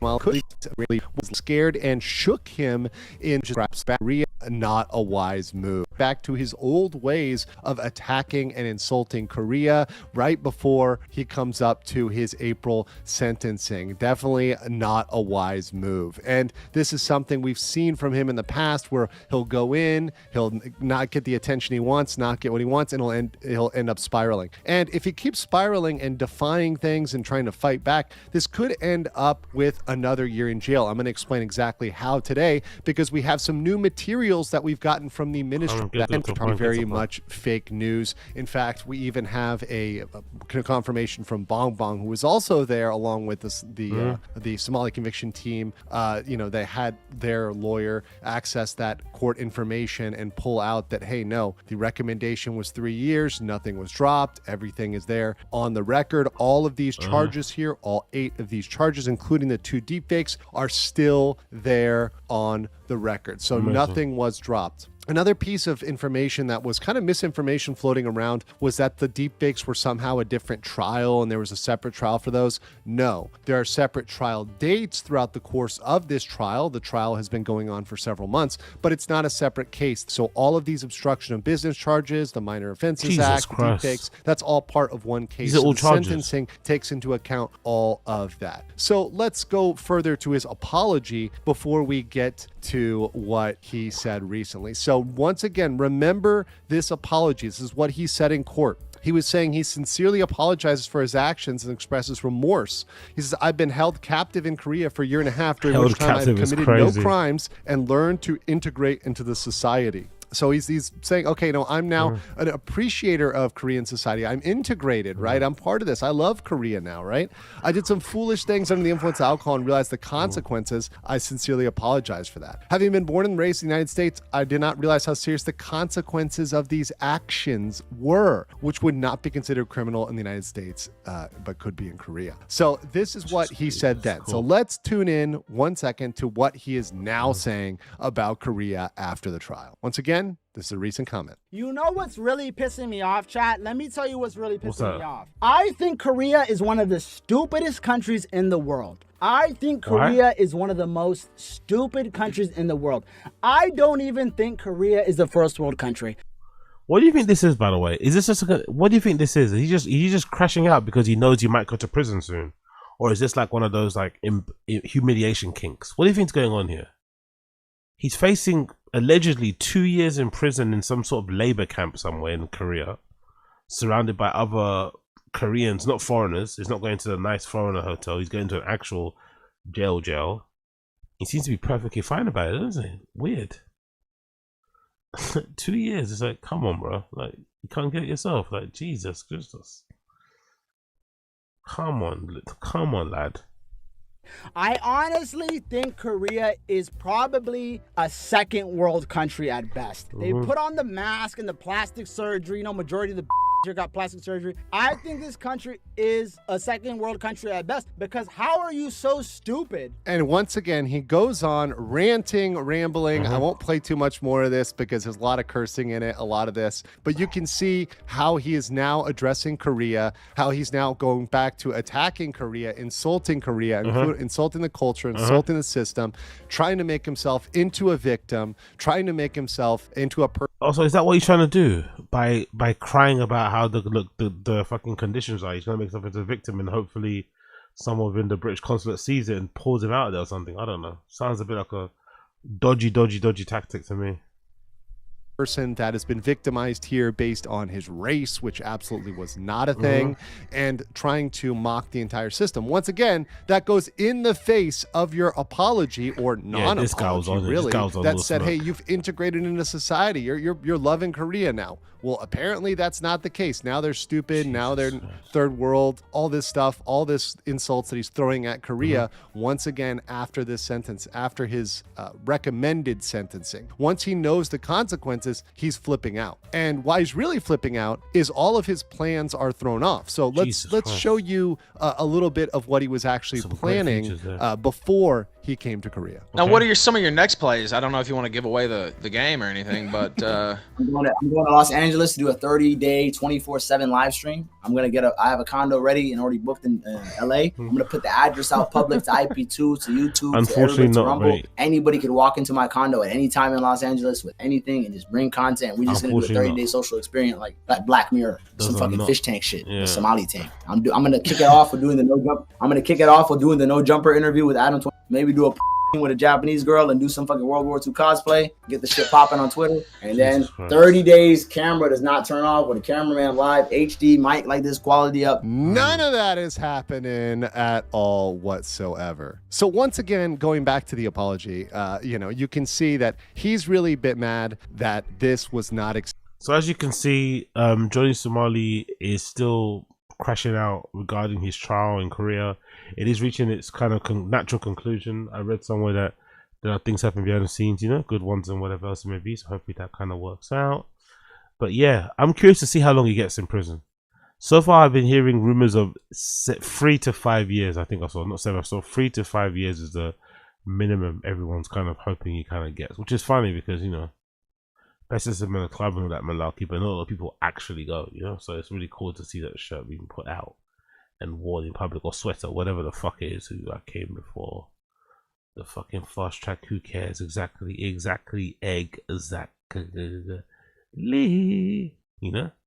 But hey, what do I know? Thinking age, again, the cure.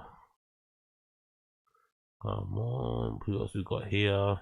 Yeah, and that's it for the most part. But yeah, we got Johnny Somali. I'm curious to see how he ends up in prison. I'm curious to see, does he get a long time in prison? Does he stay in these concentration camps? What's he going to look like? Because it's not lost on me. Maybe people from Stream Chat don't agree, but I think that prison changed Vitaly, man. He's not the same person. I don't know if you agree, but I think that time spent in that Filipino prison, those cages definitely changed something in him. I don't think he's as loopy as he once was, which is a good thing. Parents W, I guess in that respect, it's a good thing. I guess they wanted to get him that, so I guess it worked. It definitely fucking works, but they also don't realize just how kind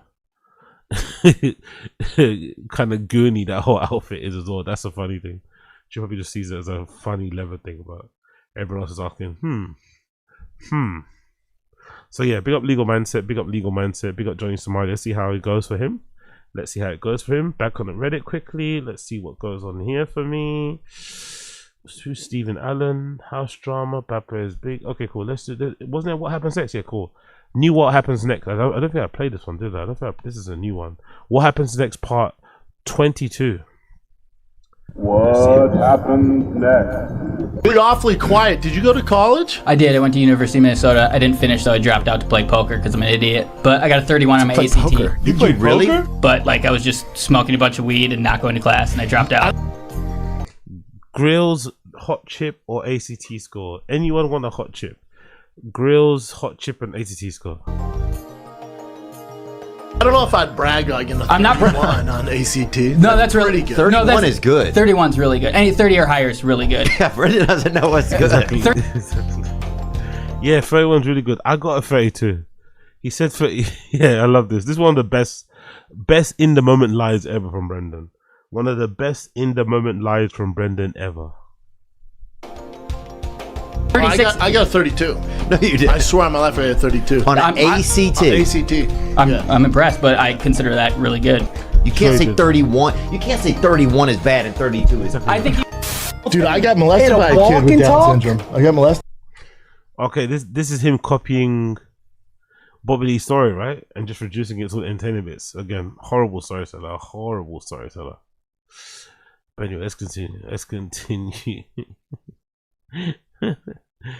Let's continue. Let's continue. Let's continue. I was a division. No, I'm telling you. Jesus Christ, those jeans, that era, man. Look at his legs. That fucking era was horrifying to watch him, innit? He's got his jeans. He's got the jeans on. Super fair, Fraser Cook, whatever. You know, great shoe, absolutely great. But look at this. Look at this angle. Look at this fucking leg. God damn it, bro. I was a Division I at University of Colorado. He was like. He was jiu-jitsu coach, or he worked in athletic building. I'm gonna go for B in that one. I don't know. He'd worked in the athletic building. Athletic building. He had a twin. He had a twin. What? He had a twin sister who laughed Down syndrome out and is younger. What? He had a twin trooper that laughed Down syndrome out, who had a medical syringe or anything. God damn, girl. Jesus Christ. Okay, cool. It's a little bit too much there. Let's continue. God, these guys, the wild dispositions, big up fucking Crip Mac. Alright, cool. We did a bit of that. Brendan Shaw, producer, goes off on the podcast exposed. Okay, I don't care about that one actually.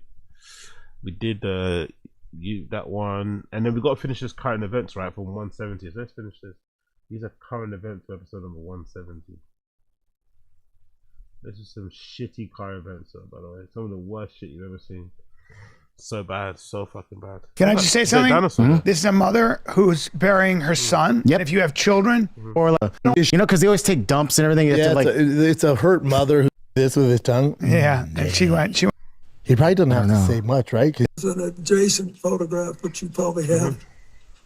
That if people saw it, they would feel that someone was trying to con them showing this picture.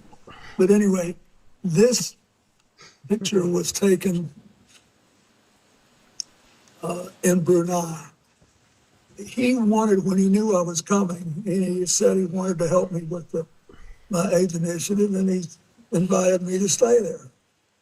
And he said, I want you to stay at this hotel, and I hope you'll use the pool. So I did. And then I got out and went to bed, exhausted. And then I have to ask this, did you engage in any sexual activity with this person? Oh, good question. Good question. It was in Brunei, and I guess there's another photo, and it's just a large pool, and he was in a hot tub, and there were other people around, so it was like a big event. So, but that's true. See, the problem with all this stuff is, like, you know, it's like, do I think he was fucking around? Hell yeah, I do. Hell yeah. But like all the stuff that floats around, it's like, we caught you. It's like, all right. He's like this. He's like, I was in a hot tub. Yeah, in Brunei. By the way, Brunei, have you looked into the Sultan of Brunei? Yeah, Brunei, the Sultan has harems. That dude would fly in girls from all over and have, like, I don't know, 10 girls in his palace and stuff like that. There you go. Yeah, the Sultan of Brunei, crazy money. Just foreign women. Just he would keep them in the 90s and 80s and 90s. Some guy, I read a thing about this journalist who saw it, and the guy just had all these women, and then what he was suffering from was boredom after a while. Brian's always obsessed with this kind of topic, isn't it? I don't know what these topics are called, but Brian's always weirdly obsessed with these type of topics that he has probably no business being in. He loves winning these type of races. Like, come on, man, give us a break. It was like kind of like back in the day, like the Dubai thing, the Sultan of Brunei. He was like, you know, here we go. So for whatever reason, I just remembered someone that said something about Guri or whatever, but then it reminded me, like, the Guthrie thing. Have you heard anything since a while ago? Because I've heard nothing. Nothing. Nope. It's been gone, right? Like, the what? That missing lady? Nancy Guthrie, her mother. Missing? Did anything happen? Nothing. Man. The whole thing's weird. So nuts. Nothing.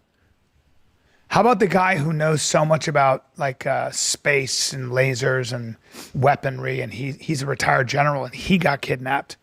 And, you know, there's a lot of weird stuff going on. That's so crazy, dude. Elder abuse possibility? I don't know. Poor woman. But I mean, this was all over the news, like, nonstop, and suddenly it's just gone. Gone. Because we don't have attention for it. No one has an attention span.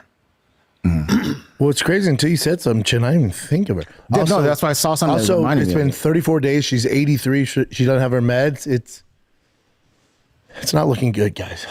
Jesus Christ. Yeah. I just way to be positive, bro. Way to be positive.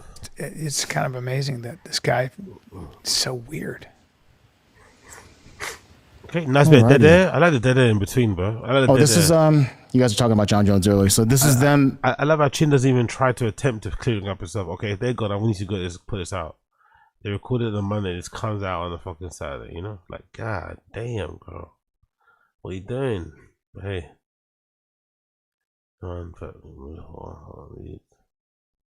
let's go. At that one place, was it in Dubai? Somewhere in Russia. that area. Oh, never mind. Yeah, it was Russia. And this is them talking about the whole weight thing too, with John Jones and DC. Hold on. Jesus Christ, has spoken to you since. Damn. Come on, Chin. This dead air is crazy. Second. God damn it, Chin. Give us Get my something, bro. third victory against not going Daniel Cormier. He's not going to win. I'm here to show the world that I'm a better fighter and a better coach. Well, that's the thing is he won one. He cheated the second time and it didn't win. So yeah, let's remember that. And I'm gonna beat him this time.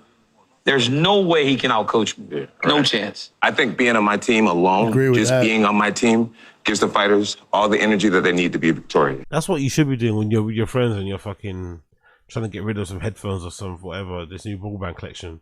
Just all pull your research together and just have a blast at the end of work. Have something nice to buy some Christmas stuff in Germany. It's not that deep. It really isn't, but I do like how he called it out. That was very necessary. Come on. Hey, John, what do you think? I'm just wondering how much DC weighs right now. You used to make fun of me about being fat. Look at you. I look good. He tries to like pull his shirt and shit. It's hot as hell out here. Can we go inside? We can't afford for anything bad to happen out here. We're in the middle of nowhere. There's barely anybody to pull me off of them. So, Oh my God. It's possible you'll get into a fight here. And what will happen if that happens? I think we all know what would happen. No. What would happen is now we'd be fighting at a more natural weight for me, so I would probably drown him in that pool right there. Dude, they don't like each other, man. No, never. Not one bit. It's real. Yeah, John has always been trying to like be his friend, but then DC's like, no, I don't believe him. I don't. There's no. He's bullshitting or something like that. Yeah, no. I'm just with DC on this stuff. Let's take a little break here, B. Yeah, sorry. This episode of The Fighter and Kids brought to you by Progressive Insurance. Chose to hit play on this podcast. That's Smart. So I guess he does read a lot of the ads, in it. Maybe it makes some sense why he said the ads would disappear if I left. Maybe he does. His contract is for him to read a couple. So that might make it a bit nervous. I don't know. You have to wait on sign away and seeing it. I guess. I fucking guess. Cool. Let me just quickly turn this one back. You can't see the number. Hurry up, you mug. Okay, cool. Doesn't answer. Let's continue. Smart choice. Progressive loves to help people make smart choices, and that's why they offer a tool called Auto Quote Explorer. They know a lot about it. That allows you to compare your Progressive car insurance quote with rates from other companies. So you save time on the research, and you can enjoy savings when you choose the best rate for you. So give it a try after this episode at progressive.com. Progressive Casualty Insurance Company affiliates not available in all states or situations. Prices vary based on how you buy. Progressive. Let's take a little break here, B, because this episode of The Fighter and Kids is brought to you by O'Reilly. Yeah, I get what he means now. I think most of the ads are geared towards Brendan and not geared towards Tfatk, okay? So he knew if he worked away, it would probably make the show go under, which it probably has already, you know? Auto parts. They're in the business of keeping your car on the freaking road. They offer friendly, helpful service and parts knowledge you need for all your maintenance and repairs. They have thousands of parts and the months ago. So check out this story. This is please. It's a good ending. So just that's it. I'll just play so it for this you. says the caption is terrifying moment. Top bunk collapses onto sleeping brother days after mom built it from Amazon. Yeah, and she says she did all the instructions correctly, but you never know. Here we go.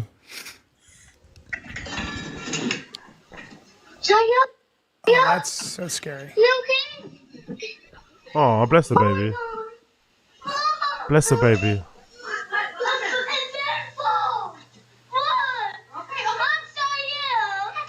No, look at the little one. Thank God those spikes missed him. Holy fucking shit. Holy Look at that. Jesus Christ. Dude.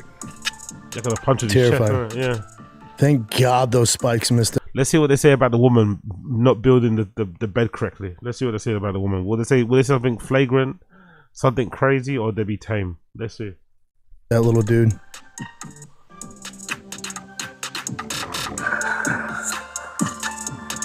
Yeah, man. Wow. Anything else to say apart from wow? Ultimately, the kids are okay. Didn't get spiked, but dude, you saw all of them fall down at once. Christ. And then the sister, that's what broke my heart the most. She's like, oh, she's so scared. Are you about okay? it. Yeah, that's terrifying. Good girl. She's a good girl. Yeah. No other comments? Take care of her brother. No, that's all good. No comments. I love it. Okay. So this video came out. This is from a guy that's selling, cars at a Hyundai dealership. And then he just became this like crazy viral sensation. So it was posted earlier, but now he's like blowing up. I'll just play the video for you. Buying a car shouldn't be stressful, and that's why I'm here. Hey, Maple Ridge. Great topic, Chin. Great topic. Great current event here. Awesome, Chin. One of the greatest current events of all time. I'm Alex, the newest Maple Ridge Hyundai sales consultant. My goal here is to make your car journey the simplest, the easiest, the most understanding of any car dealership you ever go to. And that's why I am starting in this position of sales. Whatever you're upgrading your old vehicle to something new, like this Palisade, I want to help you and help achieve what you want in a car. Whatever you're looking for, a new or used Hyundai here at Maple Ridge Hyundai, feel free to reach out to me, Alex, for the best help possible. He looks like I'm ready to meet this new community in Maple Ridge and help you find the exact vehicle that He looks you're like a looking 12-year-old for. with a fake mustache. Buying a car should... It's such a true, but the comments are like the best part of it because like that's Andre Touchy Feely. Can you guys even read it out loud, please? He says, in 2012, I showed up to a fight with no cornermen. Alex stepped in and coached me to victory. If you're buying a car, buy it from him. Alex, so everyone, this is a powerful bunch to a default. Fire emoji, clinking beer mugs emoji, saluting face emoji. Big up casual.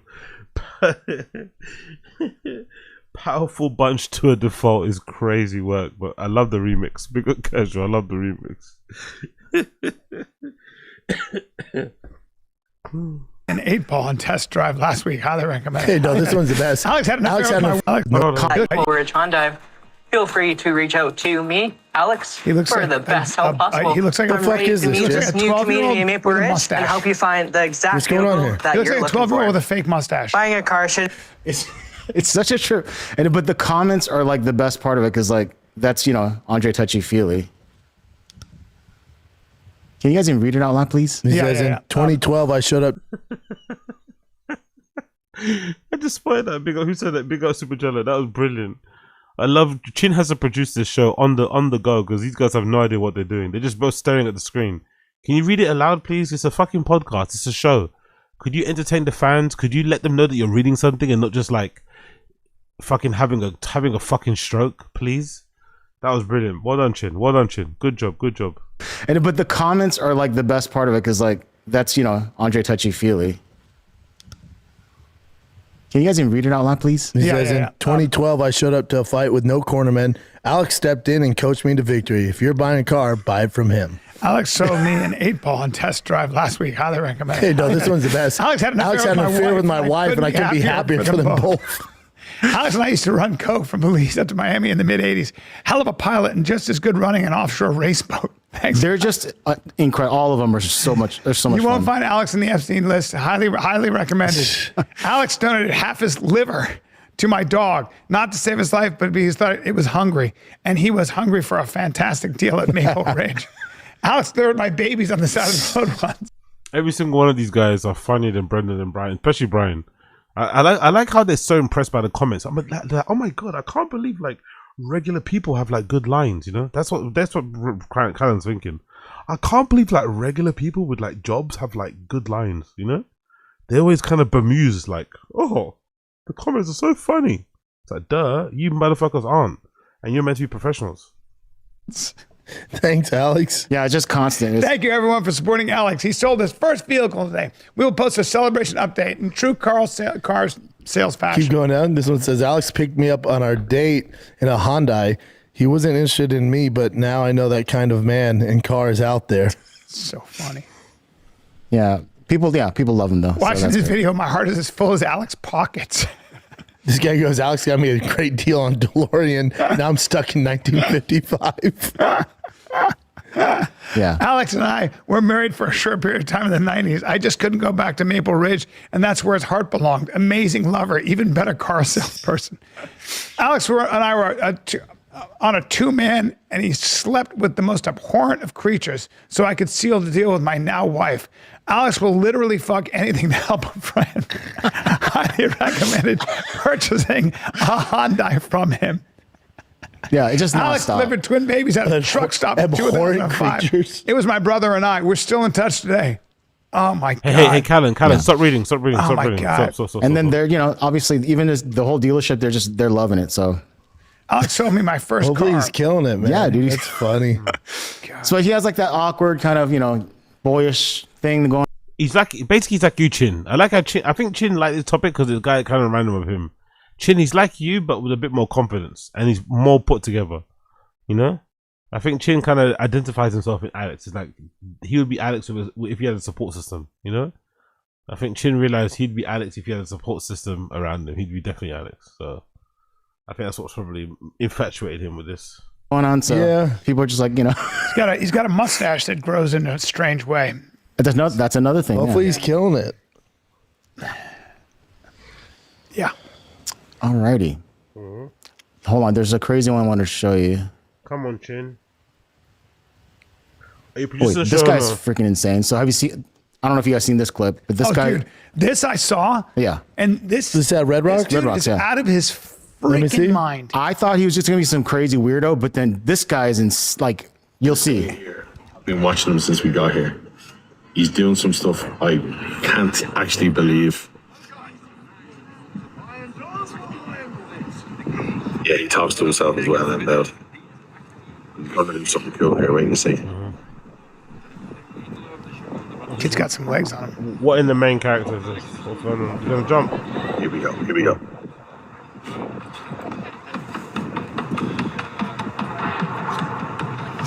It's not easy. It's like Spider-Man.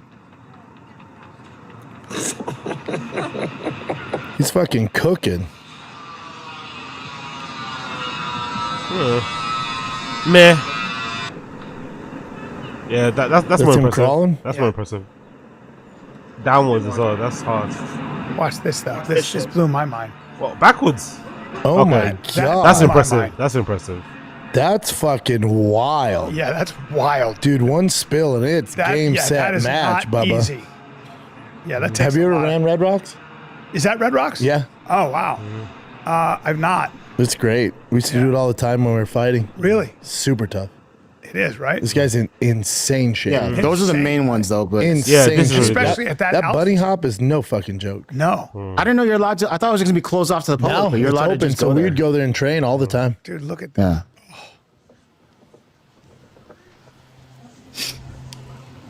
Yikes. That guy's in phenomenal shape. And he talks to himself, but he reminds me of like the Liver King kind of personality, but hopefully he doesn't go more athletic. Yeah. And just doesn't go crazy. Yeah. Just that guy is. That running backwards. Hope he doesn't go crazy. Shut up and stop being so soft, Chin. Hope he doesn't go crazy. What if he does go crazy? What if he does? So what if he does? So what? Come on. God damn it, Chin. Nutsos. Someone said that guy's ready. I don't know for what, but he's ready. Yeah. He's ready. I don't know for what either, but he's ready. All right, this is the one that freaked me out. This is it's a Southwest flight. It says 29-4 from Nashville to Fort Lauderdale. And then this is what the crew was telling the passengers to do. Was this where the guys threatening to blow the plane up? I heard something that happened. They didn't say exactly what the details were, but something about he threatened. There was some sort of threat, and they had to do this.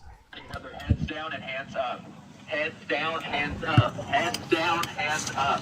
Heads down, hands up. Why? I need to see everyone's hands. So the rest of Heads down, hands up. Heads down, hands up. Maybe someone's getting arrested. Down. Alright, get the point, man. God damn. Shut up.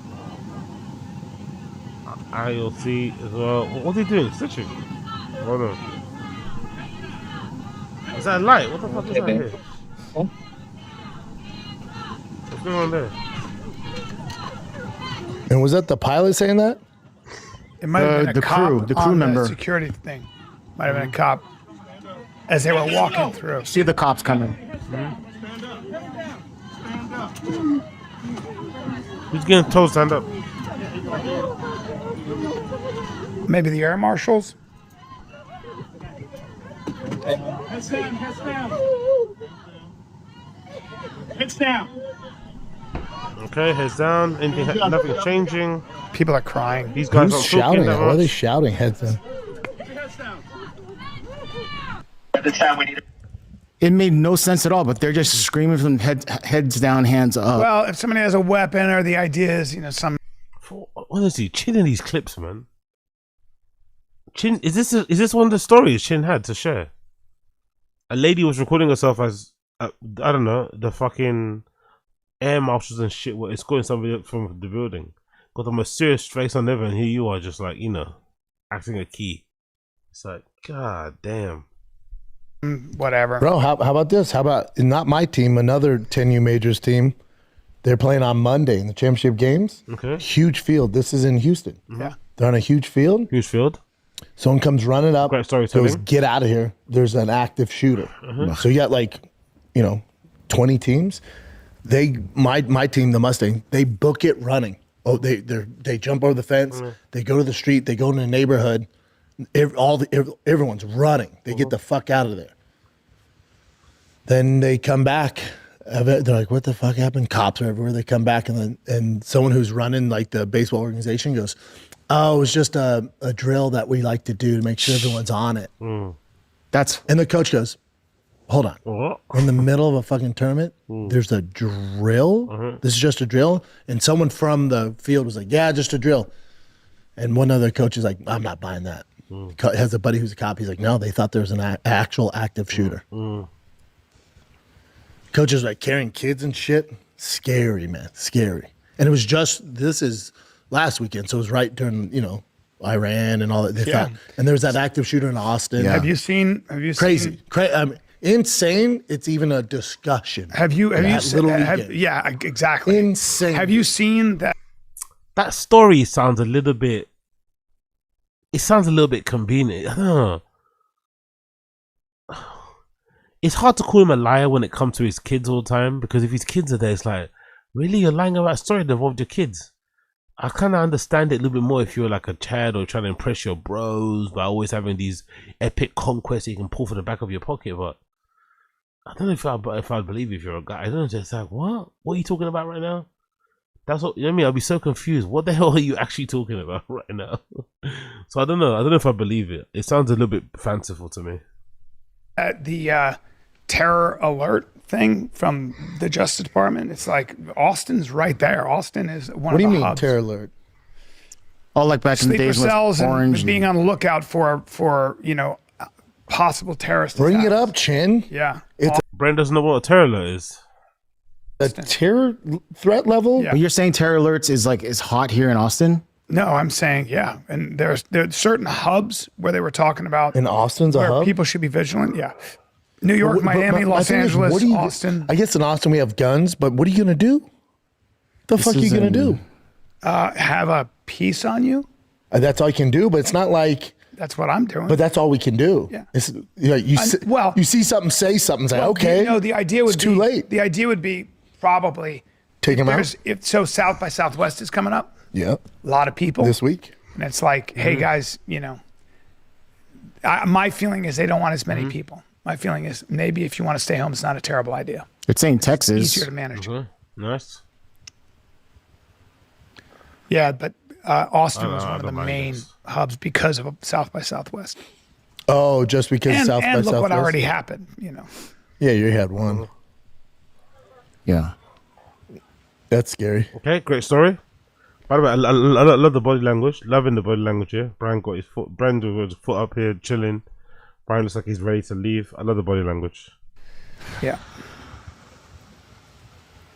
Nice. When authorities investigate mass shooting. The mainstream media kind of drives me crazy because you should. God. Well, that's shut up, mainstream media nonsense. Plane? I saw one, yeah. That was like a day ago, 2 days ago. So it was like an Indian dude. You talking about that one? I don't know. It was So there was an Indian guy that did Americas. that. He said he had a bomb. And what sucks about that is obviously they're just out of their minds, but then you have to freaking deplane. They have to do this huge search. If someone just says it, just says it. Hell yeah. It's so fucking. No, but you know they're All just right, drunk Jim. and just, you know, oh, Relax. fuck you, there's a bomb on the plane. They just want Jim, to cause you. relax. I'd beat the fuck out of him. But that's for what they everybody. do. They'd be like, yeah, Brandon. And then I'd go like this. If he got up and he was like, And I'd go like this. so if a Kill guy him. got up, and he was like, I want to see the rest of those. If a guy got up and he was like, let's, you know, I'm gonna blow up this plane. What would you do? Fuck his, tear his head off. Just grab him and just Yeah. you'd Were you going to squeeze wait him around up. like that, you know? Jesus Christ. You just give him a good Plane squeeze 93? up. Yeah. Yeah. Should we end it on this one? What is this? Yeah, go on, What Jim. was that Michael Johnson thing or the? Oh, I'll show you. It's the very end here. Hold on a sec. No, he's showing another product that he's doing. But then when I looked at him here, Blueprint, same one. he always looked, or yeah, whatever he's I like. can't stand this guy. But he looks even younger to me now, unless they're doing some Let's sort see of him. thing. He's young, dude. Look at his hair. One thing I do every day is 1 scoop of longevity mix. I've built this for myself. I've now built it for you. It's good for all genders, all ages. What we did is we researched all the scientific literature. We found the Research. powerful ingredients. We looked at the proper dosages. Then we tested it. Yeah, they're typed out. I'm gonna move on from that one. Big up 1,770. I'm not gonna do that. Let's continue on. Let's do a little bit of Instagram check-in. Let's see what's Brendan been up to lately on his Instagram. Anything worthwhile that we should know about? Anything interesting? Nothing really a post here about the Viper he wants to buy still from 3 days ago. I think we saw this on Insta. Yeah, this is the Viper of him doing the little thing. Anything on the stories we should know about? Creatine, cool. F-150 trying to sell. How much is he selling that for, by the way? I wonder how much is it selling for? Is there a price on it? How much does he want for this junker sheet? How much is he asking for? Let's see. Is it available? Can I see, or has it been paid for already? He's okay. 85,000. Is that good? People in the stream chat. Is that good? Is 85,000 for this truck? This Ford F-150? Or no, this Ford F-350. Is that good enough? Let me know in the stream chat. What do you guys think? Is that a good price or not? 85,000. Right there, Austin, Texas. It's only got 5,700 miles, by the way. That's pretty minuscule, isn't it? Can you get a $4,000 car for that, or whatever? How much it is? $5,000 or $6,000? No, more than that. $85,000 car for that. Is there any other place you could find an $85,000 car for that money? Okay. Hold on, is that his kid? Oof, they don't look that fast to me, bro. No offense to the children and shit, but yeah. This is Bryan CALLEN. Let's see what he's gonna do. And you coming from him. Is there gonna be new skits, alright? Every day there's a new skit. Cool. Let's just wait until our time is over. Let's just wait. Let's continue. Okay, we done that. Bryan CALLEN, we done right. I don't. What are these new? These ones. Dump truck.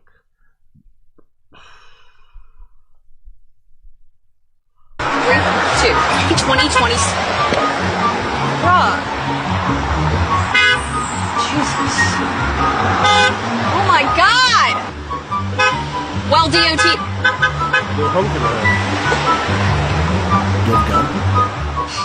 And there you have 85K for that truck is freaking insane. Rip off. Is it? Okay. How much do they go for? How much is Ford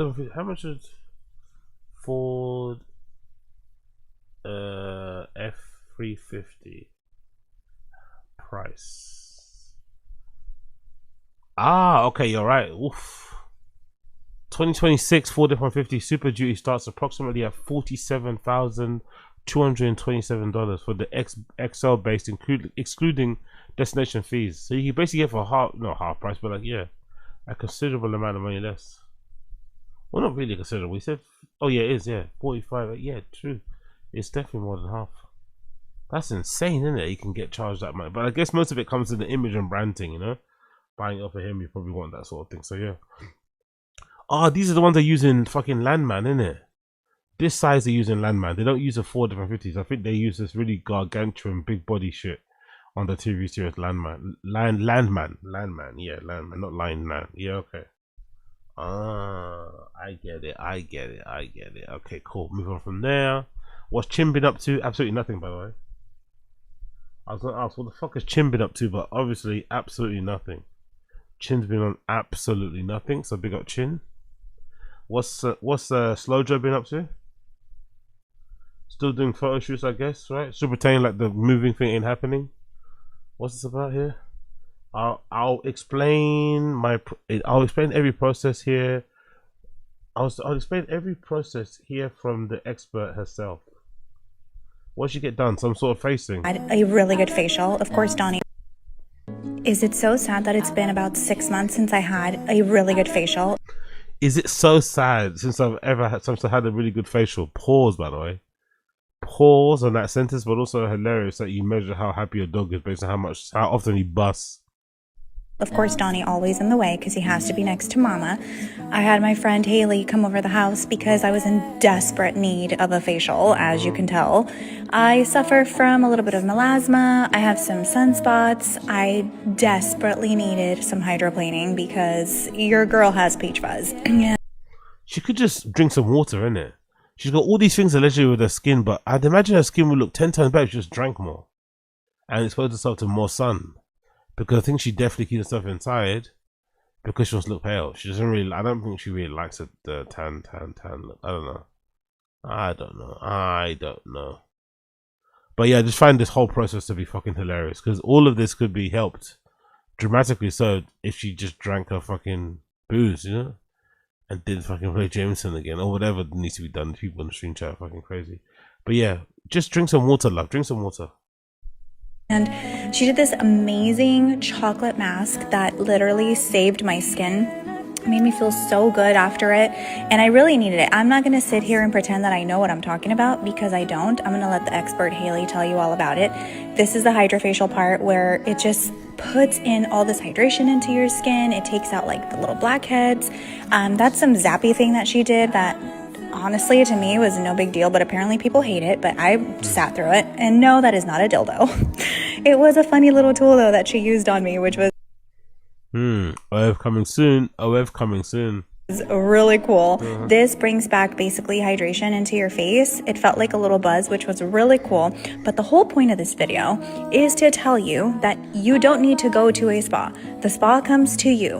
And honestly, being in the comfort of your own home, for me, it's priceless, especially because I have Billy, Donnie, and everyone else. Haley, we are going to transform the skin, and I can't wait for you guys to see it. Is it so sad that it's been about 6 months since I had a really good facial? Of course, Donnie always in the way because he has to be next to Mama. First world problem. Imagine trying to sell all your cars, trying to downsize your apartment, and your wife is still getting fucking fancy facials where the person comes to your own home. That you got to pay a proper premium for that, I'd imagine. Right? I don't, you know, unless you want to try to chocolate DJs are just going to pay him in pounds and pence and stuff. But you know, you got to look after these people, for lack of a better term. What's the other post here? He grew up at the age where you can't watch TV without subtitles. He started. No, I'm good at that. I'm good at this fucking TikTok comedy, honestly. What's this one? Me cleaning the bathroom with mixture that like kills 99% of humans and 1% of bacteria. Some of this TikTok comedy thing is brutal, but big up her anyway. She's trying, innit? I guess she's trying. She's trying. Anything on the stories worth talking about? Not really. Cool. Oh, look, Sanaz. What's Sanaz saying? What's Sanaz up to? Got a picture here of Brendan and Chin and stuff. Missing my little podcast family today, and I know Itchy Bod or something. Itchy Bod misses their camera time. Since moving to Austin, these boys have been non-stop. So proud of each one of them. Proud, you know. Might be the time for us to sub Sanaz in for Bry for a few weeks. Bry can't avoid the heart right now. You'll miss on the show. Chin especially misses you based on his current events. I thought you were a great addition. I recall you tearing up when SCHAUB was talking fondly with CALLEN, and that's energy missing. Go visit the pod. Hop on the pod. Reunion time. Such a small world. Chin needs your help with the current events. Call me old fashioned, but I'd smash everyone in this photo. Okay, chill. That's Toho's, right? Yeah, big up the Toho's company. Of course they'd say that. That photo, the pod still rules. Okay. Again, she's getting some good feedback, right? She's getting some fucking good feedback. She's getting some good feedback. Let's see how it goes. Let's see how it goes. Let's see how it goes. Let's go. What else we got here? Rogan Reddit. Anything I missed out on here that I wanted to talk about? Actually, what do I have in my title? What do I have in my fucking title here? So I know what I'm talking about. Big up everybody in the stream chat, by the way. Smash like, hit subscribe if you're here. Smash the like, hit subscribe if you're here. Smash like, hit subscribe if you're here. JOEROGAN's concerned about the state. Yeah, this is the one, isn't it? So let me actually quickly move this around. Bear me a second here.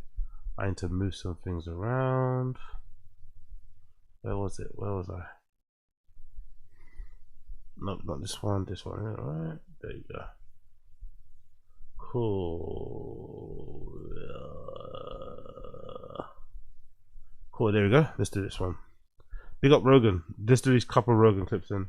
First Rogan clip says, Rogan, this idea that you're gonna take over a country's oil. You look at, you know, this he's talking about Iran oil. America's war with Iran and oil. Let's see what he has to say.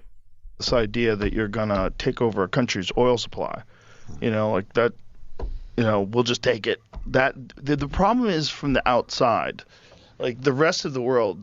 You look at this unnecessary aggression by the United States government, and then you tack on whatever propaganda they have already been spitting out about America for the last 20 or 30 years, and then this war with Iran gets really ugly.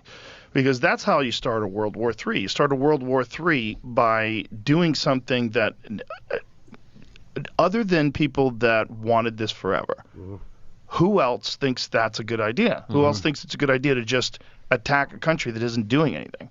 They haven't done anything. This idea that you're going to take over a country's oil supply. Rogan's having some doubts. Too little, too late now, though. Too little, too late now, though, bro. That's what I've said before. Got no patience for these motherfuckers. 0, 0, 0, 0, 0. Try to dog me the fuck out of here by saying what I felt, you know? Crazy. Cool. Rogan out here again regretting the Trump endorsement. Too little, too late for me. But at least he's having some type of realization, I guess. But hey, it is what it is. I'm not American, so I don't know how much it's gonna hurt. But I think if I was American, this would sting me a little bit. Like, fucking hell, motherfucker. Now I'm out here having to suffer, because regular people who watch him are the ones that are suffering the consequences of his presidency, you know, to a certain extent. You get me? They're the ones who are really suffering. The ones out there getting it, you don't really give a fuck who's in charge, type of thing. Which again is really selfish in itself, because you know at least you're going back home, you know. But hey, what do I know? Another one here. Rogan seems nothing seems stable. Rogan says this is one of the best quotes, by the way. Nothing seems stable in America. I just can't figure out who to blame for this. It seems if everyone's living in a perpetual state of like panic and shit. It's like I don't know who to blame. You could have blamed the guy that fucking ripped Charlie Kirk's neck open, you know, live on stream. You could maybe film that if you wanted to, but you know. Let's see. Yeah. Ah, fuck. Yeah. Well, a lot of things, you know, it's just nothing seems stable everywhere. Everywhere in the world seems fucked right now.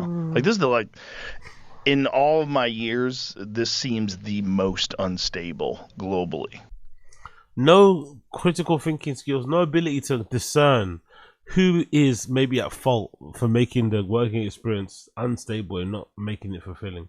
Who'd want to have a scat for that? Please tell me who. Who'd say, you know what? This I'm good with. Hey man, I need something, you know? Real. You get me? Something REAL. It's exclamation mark, exclamation mark, exclamation mark. I get it. GIT exclamation mark. So yeah, I don't know. If I was American, I feel kind of annoyed about this. It would do my nutting. It'll do my nothing. They're waving around pom poms for Trump, and now you know he's doing something that they were surprised he would ever do, which is nonsense because there's plenty of evidence to show he would. Maybe leave that as an open-ended question. So for me, it felt, you know, if it's open-ended, he definitely meant that shit. So yeah, you know, here it is. Here it is from this young lady. Or maybe it's not. I don't know. Maybe it's not. Let's get that out of the way. Are you my dad? Like, okay. W all the dads. W all the dads in the chat. Okie dokie. Let's move on from that one. We did that. Rogan. Nothing is the same. What's he did here? Scuba Ryan with the beer buck we'll do in a minute. Yeet. DSP. Where's the fucking thing I had earlier? Where the fuck I put that? Bear me 1 second. I had another tab here that I was just looking at. Where the hell is that tab? Hello, motherfucker. What the? Okay, cool. Anyway, let's just carry on. I don't know where the fuck I put this shit. Huh? Hold on, one sec. Bear with me 1 sec here. Bookmarks, history. Where the? I didn't close it, did I? Where the fuck is it? Hello. Okay, it's not that one, right? It's not that one. So what the fuck is it? Okay, cool. Let's just move on. Let's just fucking move on. I'm doing a proper chin right now. I'm doing a proper fucking chin right now. Let's move on. Let's fucking move on. So I stop doing a chin. Let me move on. Let's do a little bit of Legion of Skanks. Dave Smith finally left Legion of Skanks, and Louis J. Gomez started to fake cry, or started to, no, not fake cry, started to like ugly cry, and I would say fake cry. Started to ugly cry. I think it's very unbecoming though. I'm not really a fan of men crying in general. I think it's very, very unbecoming. But this was a somewhat sweet and endearing moment. Literally hand wrote it, folded it up, put it on her doorstep. Then I left. Then I hung out with Big J later on that day. And I was like, Jay, I wrote this girl a poem to make her feel bad. And he was like, yeah, that's funny, dude. He was like, let me see what it is. I was like, no, I already gave it to her. And he was like, no, I said to you first. I was like, just sit on it for a minute.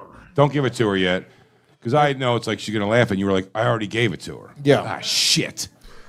So I had already given her this poem. Now what happened was I gave her this poem and I forgot about it. Years later, we started Legion of Skanks. Start the music over. I want to start it over. No, dude, we got 5 minutes of this music. Oh, we have 5 minutes? Oh, dude, the first line lived up to my expectations already. I know. That's already everything I hoped for. Dude, I love the fucking, the sparkly fucking, dude, stop reading down. Oh my God. I'm trying to see how I go down. Just scroll. Scroll with your thumb. I got you. Okay. All right, go. Here we go. Jay didn't know how to work a phone. I had a BlackBerry. Now that I'm feeling cold and alone, it dawned on me that I never wrote you a poem. I knew you were beautiful for that. Port. Wait, hold on. That's Dude, for you. I don't mean Sure. to. Should we save like the last two to end the podcast? You are my left to go now. I'll leave you alone. Bugging home. The poem, Legion of Skanks History. Before we wrap up the show, we have something for Dave. Oh, a cake as always, everybody. How about for Dave? Jay loves cake. Dave Smith, an irreplaceable part of Legion of Skanks history. Dave, it says, Dave, your Uber is here. Oh, look at that. Well, if there's no other way to celebrate me leaving than Jay's favorite cake. Yeah! It's so good. The strawberry banana shortcake, you see. It's so funny. It's the best cake. It's just the best cake. Dave doesn't have a favorite cake. Dave, we miss you so much already, man, and we fucking love you. And I love you guys all. You. Thank you so much. Dave Smith! Thank you very much. Dan, Nate, I love you guys to death. Thank you. All right. Thank you. All right. You drunk idiot. All right. Sit down. Thank you guys very much. We stood up. We're out. All right, guys, I gotta leave. And today I announce I'll be running for president of it. No, I'm just kidding. I'm not running. I'm not running for anything.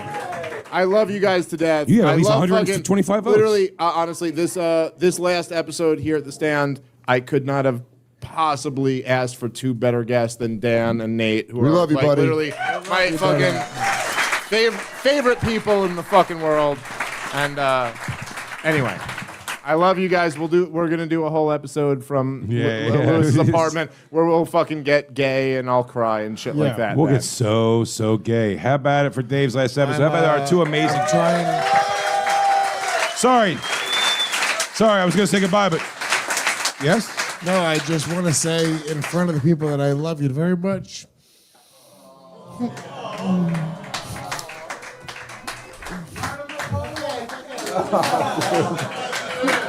I'm more comfortable. Just fight someone. Stop. I don't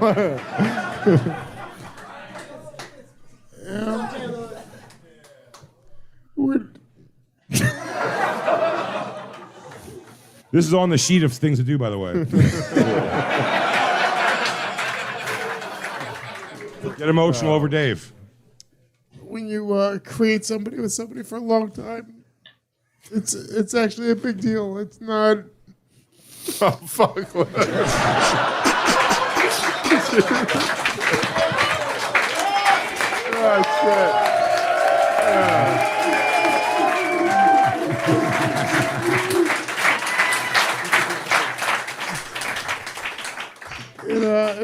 This is worse than the poem. What are you doing? Dorito, Fine cocktails. No, it means to create something for nearly 15 years with somebody.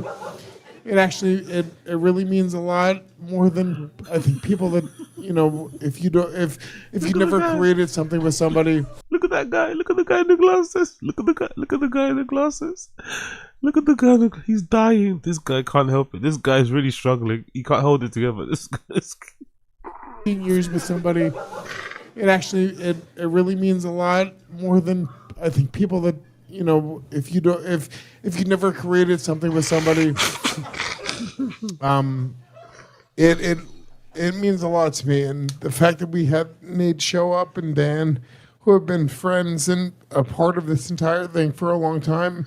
I appreciate you guys being here, and I love you very much, dude. We talk every day almost. You're literally my Mostly best just friend shitting on Jay. Why is everybody going to be left with me? You're my best friend, and I'm really proud of what you've become. And this is an end of an era, and it's emotional for me. And I love you very much. And I love you too, dude. And you and Jay are my best friends in the fucking world. Like I said, Nate and so you guys, all of us fucking started together. It's insane that we literally all of us start. I mean, okay, look. I'd say we've all become successful, and I know when I say that, Nate's way like, further than it's like, I mean, what are you? It's fine.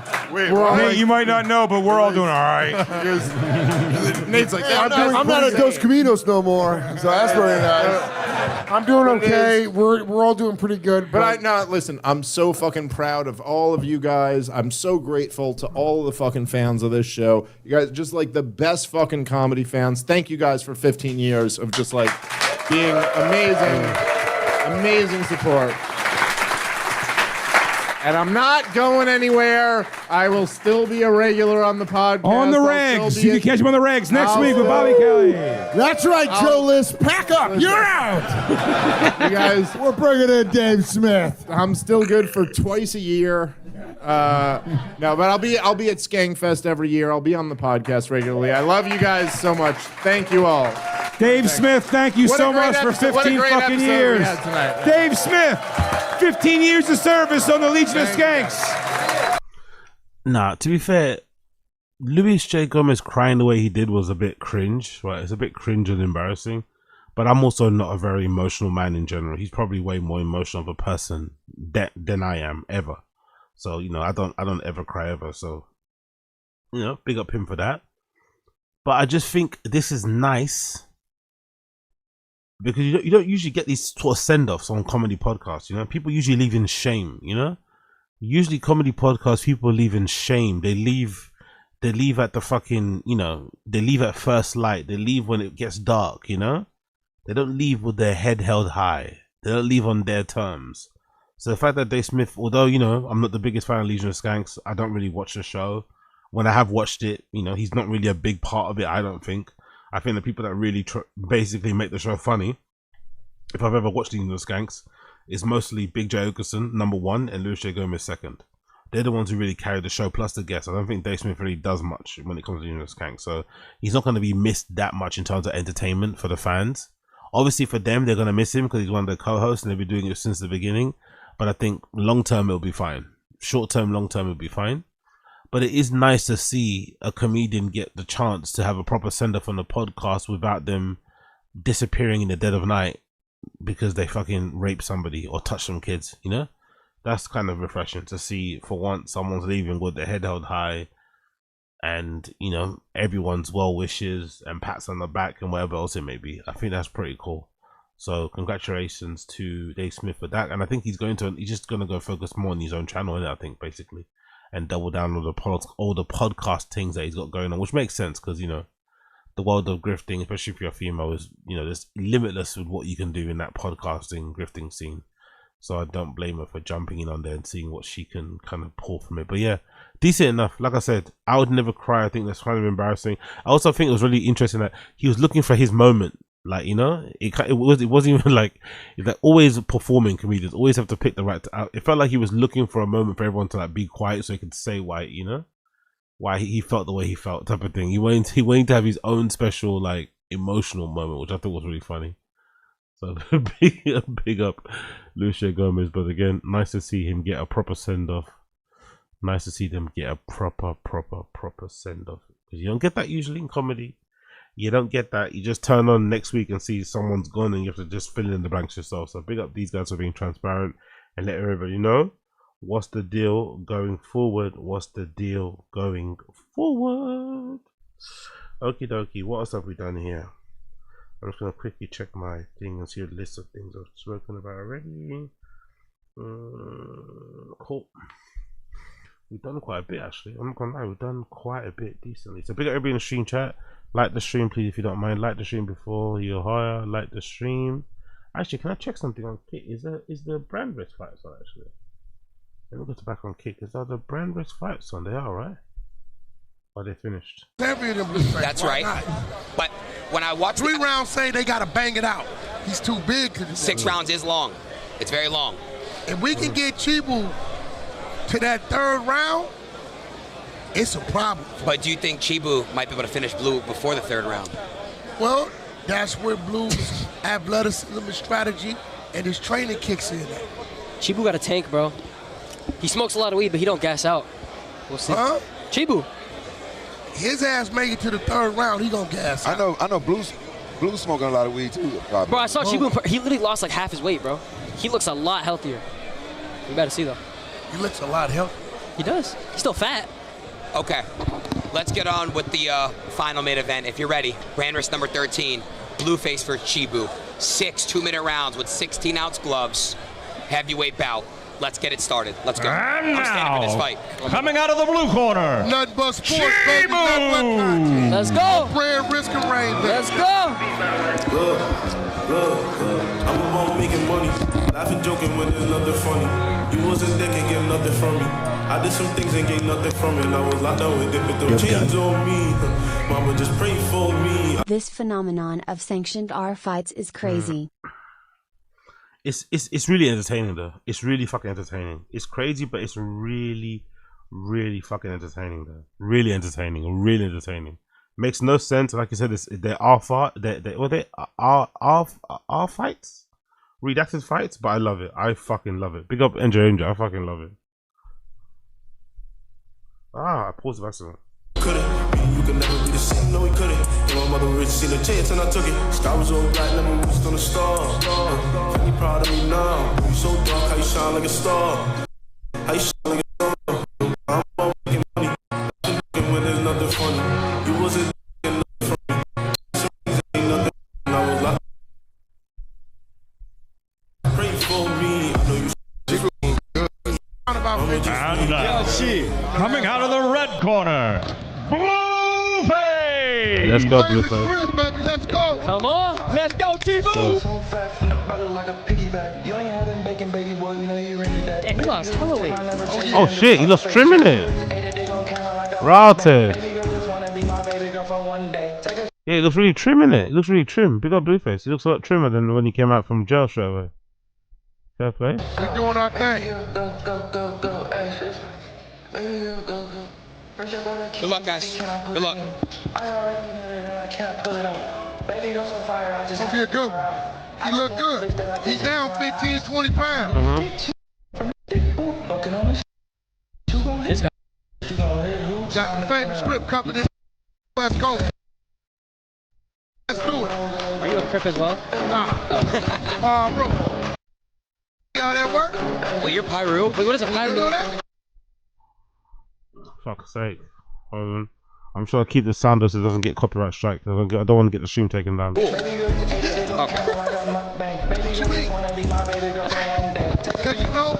Who do you think should win, by the way? I have no idea about these guys.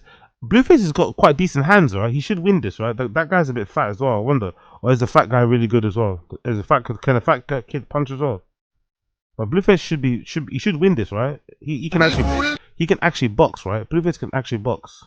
Only difference is what? Y'all say This is the moment you've all been waiting for. Yeah, it's live. It's live on Aiden Ross's Kick channel. Coiler. It's live now on Aiden Ross's Kick channel.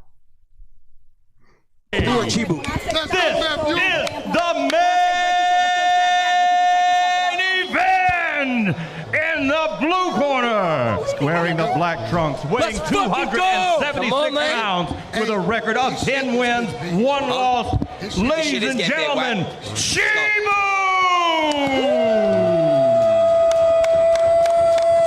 And in the red corner, weighing 212 pounds, wearing the blue trunks. Every player is getting better chance because of y'all. We got Cold World. He can box like I can dunk is crazy. Oh, they booing. They booing Blue. No, it's all right. We in Miami, man. It's all right. So if we were in LA, he wouldn't get booed? Damn. Obey my commands and protect yourself at all times. You're good here and up, and you're good here and up. Go ahead, touch him up, gentlemen. Touch him up, gentlemen. Now. Touch him up. That's not what we do here. That ain't how we do it. Thank you. It's gonna be a good fight. Let's go. Chibu just looks shorter because of the way he's shaped. Yeah. That's it. Let's go. Chibu gonna come out thundering. Box! Let's go, Chibu. Turn off that light! Hey, Blueface ain't no slouch though. He's not. That's power, Whack. Whack, I know you didn't expect that one. Chibu ain't that ain't nothing good. That ain't nothing. Yes, it is, Whack. Oh, Whack, it's over for you. I ain't gonna lie. Oh, Whack. Oh, Whack. Oh, Whack. Oh, Whack. Oh, Whack, it's over, buddy. Chibu ain't playing around. Chibu ain't playing Whack, around. it's so over, bud. Chibu got it all on the line, man. Ooh. Nothing. He's biting a lot. He's biting a lot of the punches. No, he's not. Ooh, good punches. Go on, Chibu. Chibu. No, stop it. Stop it, Whack. Stop it. Focus. Stay focused. Good body. By Blue. Oh, wow. Let's go. What's this light she keeps screaming about? Oh, good job there by Blueface. Oh, Blueface looks way quicker. Blue looks way quicker. Chibu is going to go further than him. He looks comfortable. Cardio-wise, yeah. Blue's going to get tired next round. Watch. Really? What the fuck Adrian was he talking about? What the fuck is Adrian was talking about? Blueface looks way sharper. Way lighter, way more fit. Blue does look good right now. I'll Yeah, give you that. decent. Oh, Shit. never negative. Getting a little coffee. This is decent. Super smart. Go on, Blue. Let's see what he does here. Rampage know about Couple good jabs here. Oh, missed completely. Wow. Blue's just sitting there talking trying to get in his head. Smiling. There you go. Some more jabs. He alert though. Yeah. And Rampage, who do you get round? Oh, lucky. Decent. If Chibu stays calm, it's gonna be a fight. He gonna be mad by the third round. I think they gave him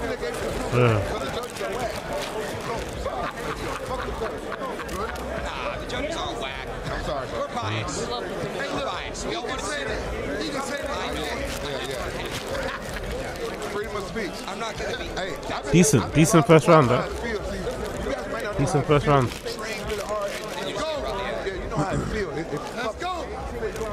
Decent first round. Yes, there's a lot of people in the field. I love this crowd. Everybody looking at each other, getting along. It is great. Getting up, he giving up. Hey, he gonna have to get chat. He gonna have to get giving it back. Let's go. Round 2, ladies and gentlemen. Yeah, he gonna get active. He's nice and comfortable. It's a good technical fight. Let's go, nephew. Hey, everyone watch Parting. I appreciate you and love you very much. All Go you on. streamers, Nice. send me your fighters. Stop fucking around. Nice, Yeah, after party at Taboo. There you go, Oh, Chibu. decent by Chibu there. We going up He's first. biting every time Yeah, we Blueface going up first. flinches, Yeah, though. afterward. Now, Mr. Jones first. He's biting the Chibu kid when Blueface flinches. Mr. Jones got food? I ain't ate shit today. What's the fucking light he keeps talking about? What's this light? Set him up. Oh, good body shot there by Blueface. Here we go, See that weak point. Let's go, Chibu. Cardio wins. Come on, What Chibu Chibu. said? If he drop that right hand. Chibu missed again. Chibu don't have a punch coming. Chibu. Oh!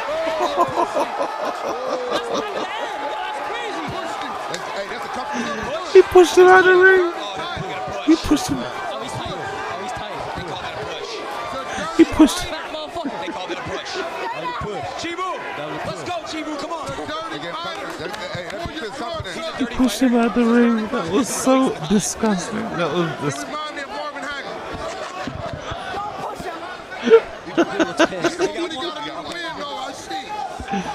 Chibu's dirty, mate. Chibu's dirty.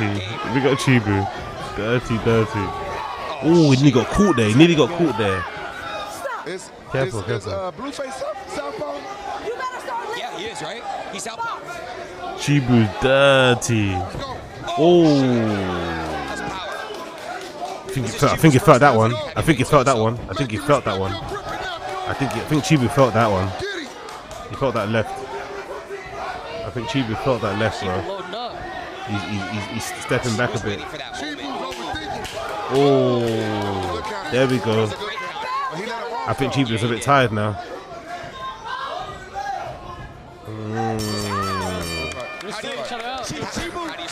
That push was hilarious, man. That push was fucking hilarious. He pushed him through the ring. He pushed him, look, he pushed him. He didn't mean it. You want to see accident? No. He pushed him, man. He pushed him. Right? He pushed him, man. Say 2-0 blue. For real? Yeah. Let's go. They didn't take a punch for that right down. See what? That was a that was a push. That was not a knockdown. Look, hey, I'm a fan of Blueface, but I know Chibu. That's what. I give it 1-1. Every Yeah, I give it 1-1.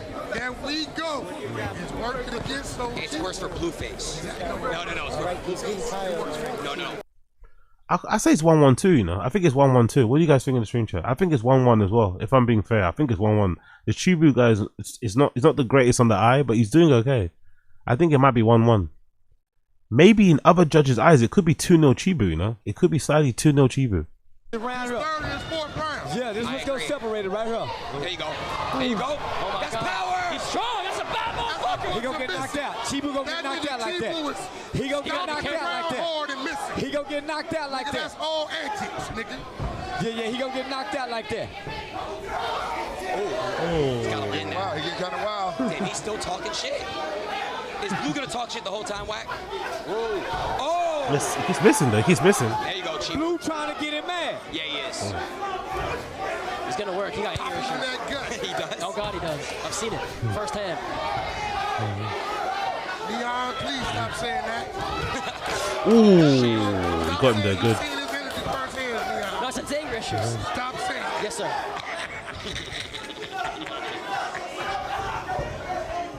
He tired out, nephew. I think Blue looks tired. Right. Yeah. Mouth open. He tired. Yeah, Blue's tired. He ain't breathing through his nose. Come on, Blue. He laying Chibu's look, dirty shit. You know, See, Blue deserve it. weight on him. weight on Chibu smart. He put that weight on his back. Chibu burning too much energy though. Yeah, he is. He ain't gonna gas out. Oh, there you go. He's got decent cardio for a guy his size, though. No, he's landing, just barely. Barely, bro. Chibu got something inside him. Chibu got decent cardio for a guy his size. I'm not gonna lie, decent cardio for a guy his size. Chibu, I got Chibu winning. Hey, when I spotted him, I gave him a full punch. Let me call a timeout. Why? Why? Big up Gamebred, not exactly Usyk. Yeah, exactly. Big up Gamebred, not exactly Usyk. Blue goes out. He ate that bitch up. Yeah, there we go. Work him out. But it ain't over for Chibu. That makes Chibu even more mad. Yeah. Like, that's the problem. You gotta count off that Chibu. Boy, he's throwing hard punches. How do you score this fight? How do you score this fight? It might be 3-0. I give it 3-3. Hey, listen. 3-3. We got more wins than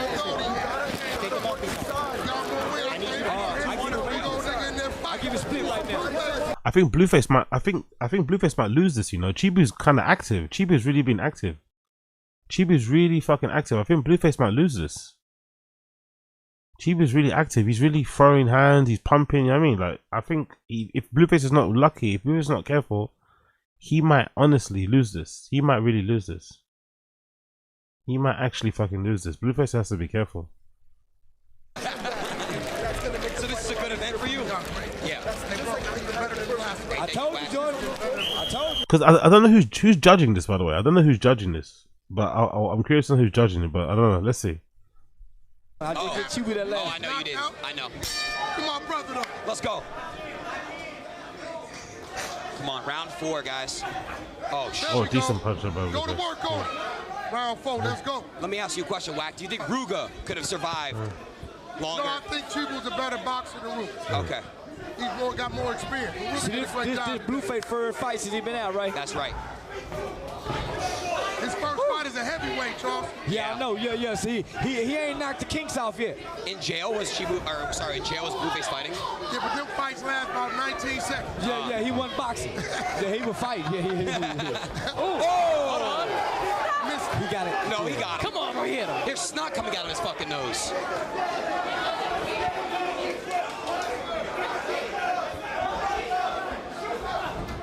Shit. Good head. That head, boy. You seen that? We got a minute left in round 4. Minute left. 1 minute. 1 minute. Chibu wanna. And this is where cardio comes in. Shit. They're both waiting for that big punch. Uppercut. Go, Chibu. I think Chibu's winning it. I'm not gonna lie. I'm gonna give it to Chibu. Chibu's winning. I'm not gonna lie. I think Chibu might be impressive, man. Blueface ain't done that much. Blueface is gone. Oh, good counter by Blueface. That hurt. Yeah, that hurt. Yeah, that hurt.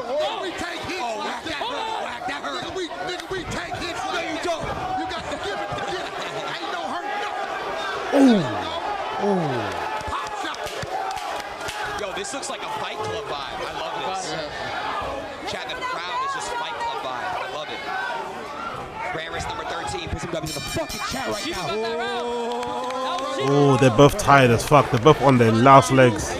I think Chibu might be winning, man. I think Chibu might be winning for me. Chibu might be winning. I think Chibu might be winning for me. Chibu is winning for me. Alright, so what do you see? Coach, man, you seen that shit. You seen that shit. You seen that shit, man.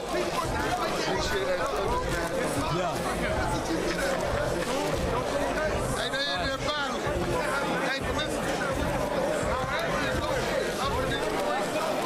Green. What did I miss? Chibu done surpassed everybody. Green. Yeah, I feel like I'll give it to Chibu. Let's go. Go on, Chibu. Get it, Chibu. Get it. So far, the second fight he had. I said, nigga, that nigga got something. Blueface is gonna finish him. And this been a perfect outlet for him, because he seem angry all the time. Nigga seem more calmer now. Yeah, he love this shit. He love this shit. Oh, there you go. Round 5, let's go. Still got 2 more rounds. Still got, no, 1 more round. Today. 2 more, right, yeah. Round 5 and round 6. Boy, that nigga looking serious. Boy, you looking serious, Chibu. Say, Chibu, I see you, baby. Oh, shit. Oh, wow. Hold on. Say, I see you, baby. Whack us over. No, yes, stop it. Chibu. They both throwing them bitches back and forth. Decent. Shit, come on, Blue. Chibu's working hard. He's got good cardio, man. Shit, I see you, nigga. Keep fighting. This Chibu kid's he's been on the front foot since the beginning of the fight. He's got good cardio for a man his size, man. God damn. He's been on the front foot since the beginning. Good. He looking good. Smaller guy in there. Big up Chibu. Let them hands go. 1 minute. 1 minute. There we go. There we go. Yeah, that's not. Yeah, now he's covering his face. That's a nice hook. Side of the head. All right. You know, it was one of these. Yeah, baby. Let's go. Boxing. Boxing, nephew. Blueface got crazy head movement, bro.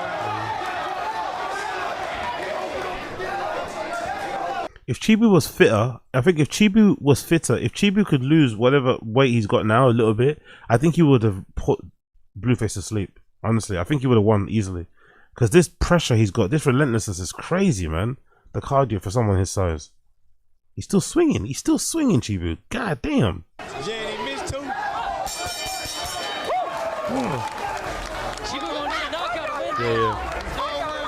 That was Blueface's round. That's Blueface. I think Blueface is ahead now in rounds. I think that was Blueface's round there easily.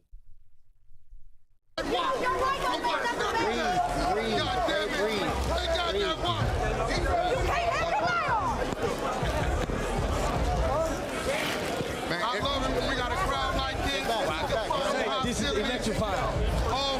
Yeah, this is electrifying. Everybody on their feet. Work the uppercuts when you're close inside. This is so fucking Hey, Miss amazing. Clarissa. Yeah, shout out to Miss Blueface. This guy ain't got shit, Chibu. This guy ain't got shit. Uppercuts when you're close inside. Bro, wait, what'd you just say? Pyro? Yeah, shout out to the West Coast. Shout to the West Coast. Yeah, Privet Society. Shout out to the West Coast. Yeah, my clothing brand, Privet Society, man. What's up? And go get it. Go get it. Round 6, let's go. Billionaire one. Final round. This is it, boys. The last round of brand risk number 13. Got out of 22 in the building. If you've had an amazing time tonight, put me in the chat. Ew, dude, he has like snot rolling out. Dude, Blueface, what is that fucking snot? Spit. Blood. Oh, he felt that one.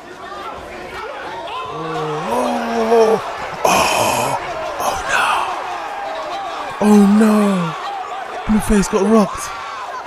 Blueface got rocked.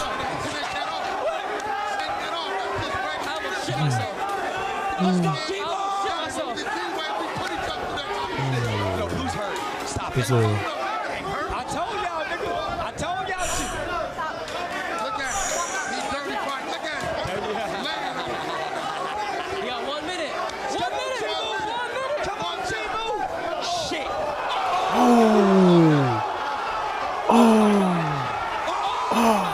He's hurt. He's hurt. Blue's hurt. Who's gonna go down? Blue's hurt. Stop the fight.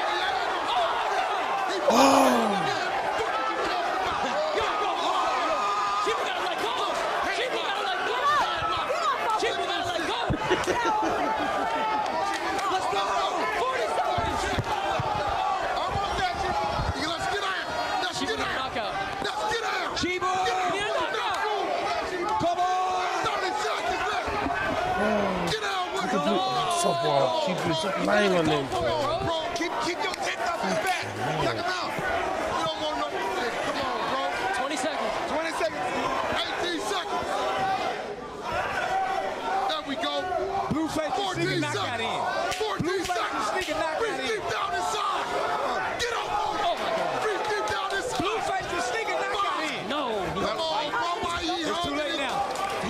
Production, cut these mics. Good fight, man. Good fight. Really good fight. Really entertaining fight. Good fight. Good fight. Big up CHIBU though. Very impressive. Very impressive. Good fight. I think CHIBU won, man. I'm giving that to CHIBU. What do you guys think in the stream chat? I'm giving it to CHIBU. I'm giving that fight to CHIBU, bro. I think CHIBU won. I think CHIBU won, surprisingly. I think CHIBU won. Blueface cardio is a pretty shit, man. Blueface's cardio wasn't that great. CHIBU's pressure was fucking relentless. He kept swinging, stepping forward, making him... Look at that. Look at the punches, bro. Making him miss. Decent. Good work from CHIBU, man, that round. Good work from CHIBU. I think he won that round for sure. Really good, really tight fight. Really tight fight. Yeah, bit up Coiler. I think CHIBU won that one. I think CHIBU won that one, man. I think CHIBU won. I say CHIBU won. What's it? Deserved win. Blueface is legit athlete. I've always interested seeing him fight. I think CHIBU on the Blue Chew supplements. Blueface was fighting like he was fighting a 145er. Big up, run it up. Agostino CHIBU is crazy. You guys are so crazy. Agostino CHIBU's crazy work. Big up. I saw exactly. Big up Andrew. All the dirty all that dirty bulking in prison. I bet. Except CHIBU's crazy. Exactly. CHIBU was fighting this man like he took out his entire family. Yeah. Let's see. Let's see one. Three judges seeing the bout the same way, 58-56, by unanimous decision. Out of the blue corner, CHIBU! Yeah, of course. Had to be CHIBU. Of course, had to be.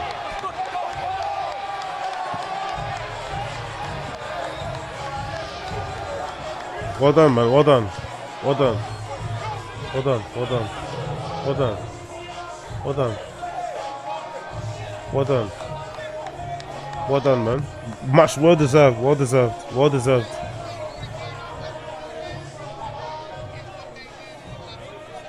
CHIBU. How does it feel, man? You're the champion of this shit now, man. What up? Proud, man. I can tell you that I'm proud of You have a gun? myself. Well. That's your tag away. CHIBU Zinga 1 in Facet. It's because of, they wasn't at a skill level. I called you in like a week notice. You said, Aiden, please give me this moment. I'm ready. How did you know? What did you feel, bro? I know you're feeling crazy right now, but tell me how you feel in this moment. I'm in the gym working, bro. You feel me? I've been in the gym working. Shout out Blueface, bro. You're a wonderful father. Word of bro. You're a wonderful father. Keep on grinding, gang. Keep on going crazy, bro. We gotta get some work together. Let's iron sharpen iron on, bro. I'm focused on, bro. Blue. Nice. You fought amazing, bro. First time at heavyweight. I give you your props. Again, this fight was kind of put together last minute. It was so hard to get you an opponent. Can we get you back in here, bro? Can we see you back in brand risk? Hey, you know damn well you ain't gonna lose your own money on your own fight card. I definitely wouldn't score that in a unanimous decision. I'd give it 4-2. But hey, shout out to brand risk. Shout out to brand risk. And Blue, if you do get back on brand risk, do you want a rematch or who do you want to fight? I probably won't get back on brand risk because you tampering with the bets. Never that. Never that. I don't know what he's talking about. CHIBU! CHIBU! You're the champ. Fuck what they talking about. You're the champion of this brand risk shit. What's next for you at brand risk? Lose some weight, nigga. Cause this 6-rounder tells me I need to do more. Come on. Wait. Cruiserweight on the way. Cruiserweight on the way. Cruiserweight on the way. CHIBU, real quick, last question for you. They said this fight wasn't gonna happen unless you did 6 rounds. They didn't think your cardio could do it. Come on, man. I'm here, gang. I'm here, bro. I'm here to work against all odds, all adversity. I'm right here, bro. Thank you, God, bro. I told myself before I got in this ring, I'm a son of God. I'm a son of David, you heard? I told them niggas, I told this David and Goliath to this bitch. I prayed on this shit and it happened. Word. Big up CHIBU, man. Congratulations, CHIBU. You deserve that shit. Everybody CHIBU. Give a round of applause right now for CHIBU. Please give him a round of applause.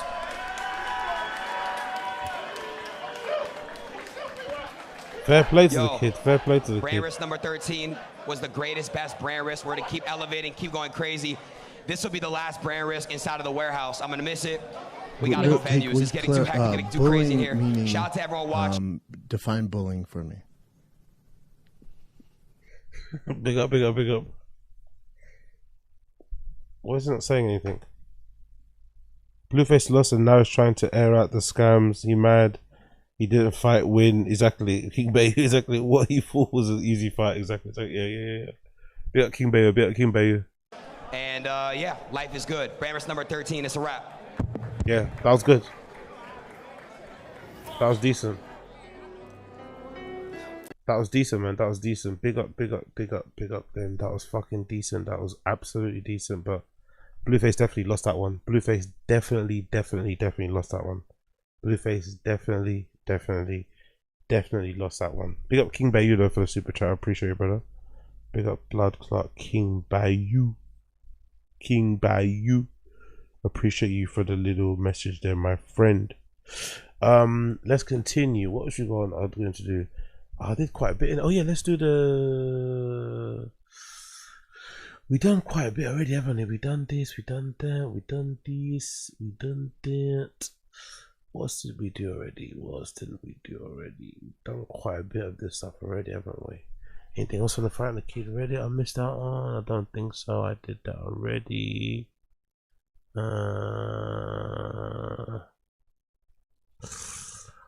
Anything on the Rogan thing? Okay, cool.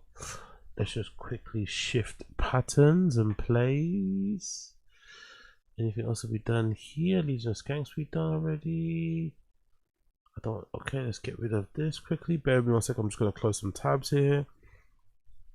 Get rid of Legion of Skanks we done already. There's a fear bug thing going on here. What else is going on? Boom, boom, boom. Cool, I think that's it. And I think we may have done everything. I'm not gonna lie, I think so. The only thing we haven't done is maybe get Golden Hour. We didn't get a chance to cover Golden Hour, but I didn't actually make some clips for it either. I didn't make any clips for Golden Hour. There's nothing really to talk about when it comes to Golden Hour.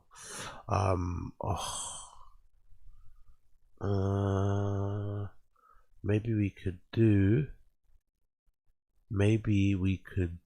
We did the fucking content for what's his fucking face? Louis Theroux. We did that. We did the MYRON gain stuff. I don't want to go over that again.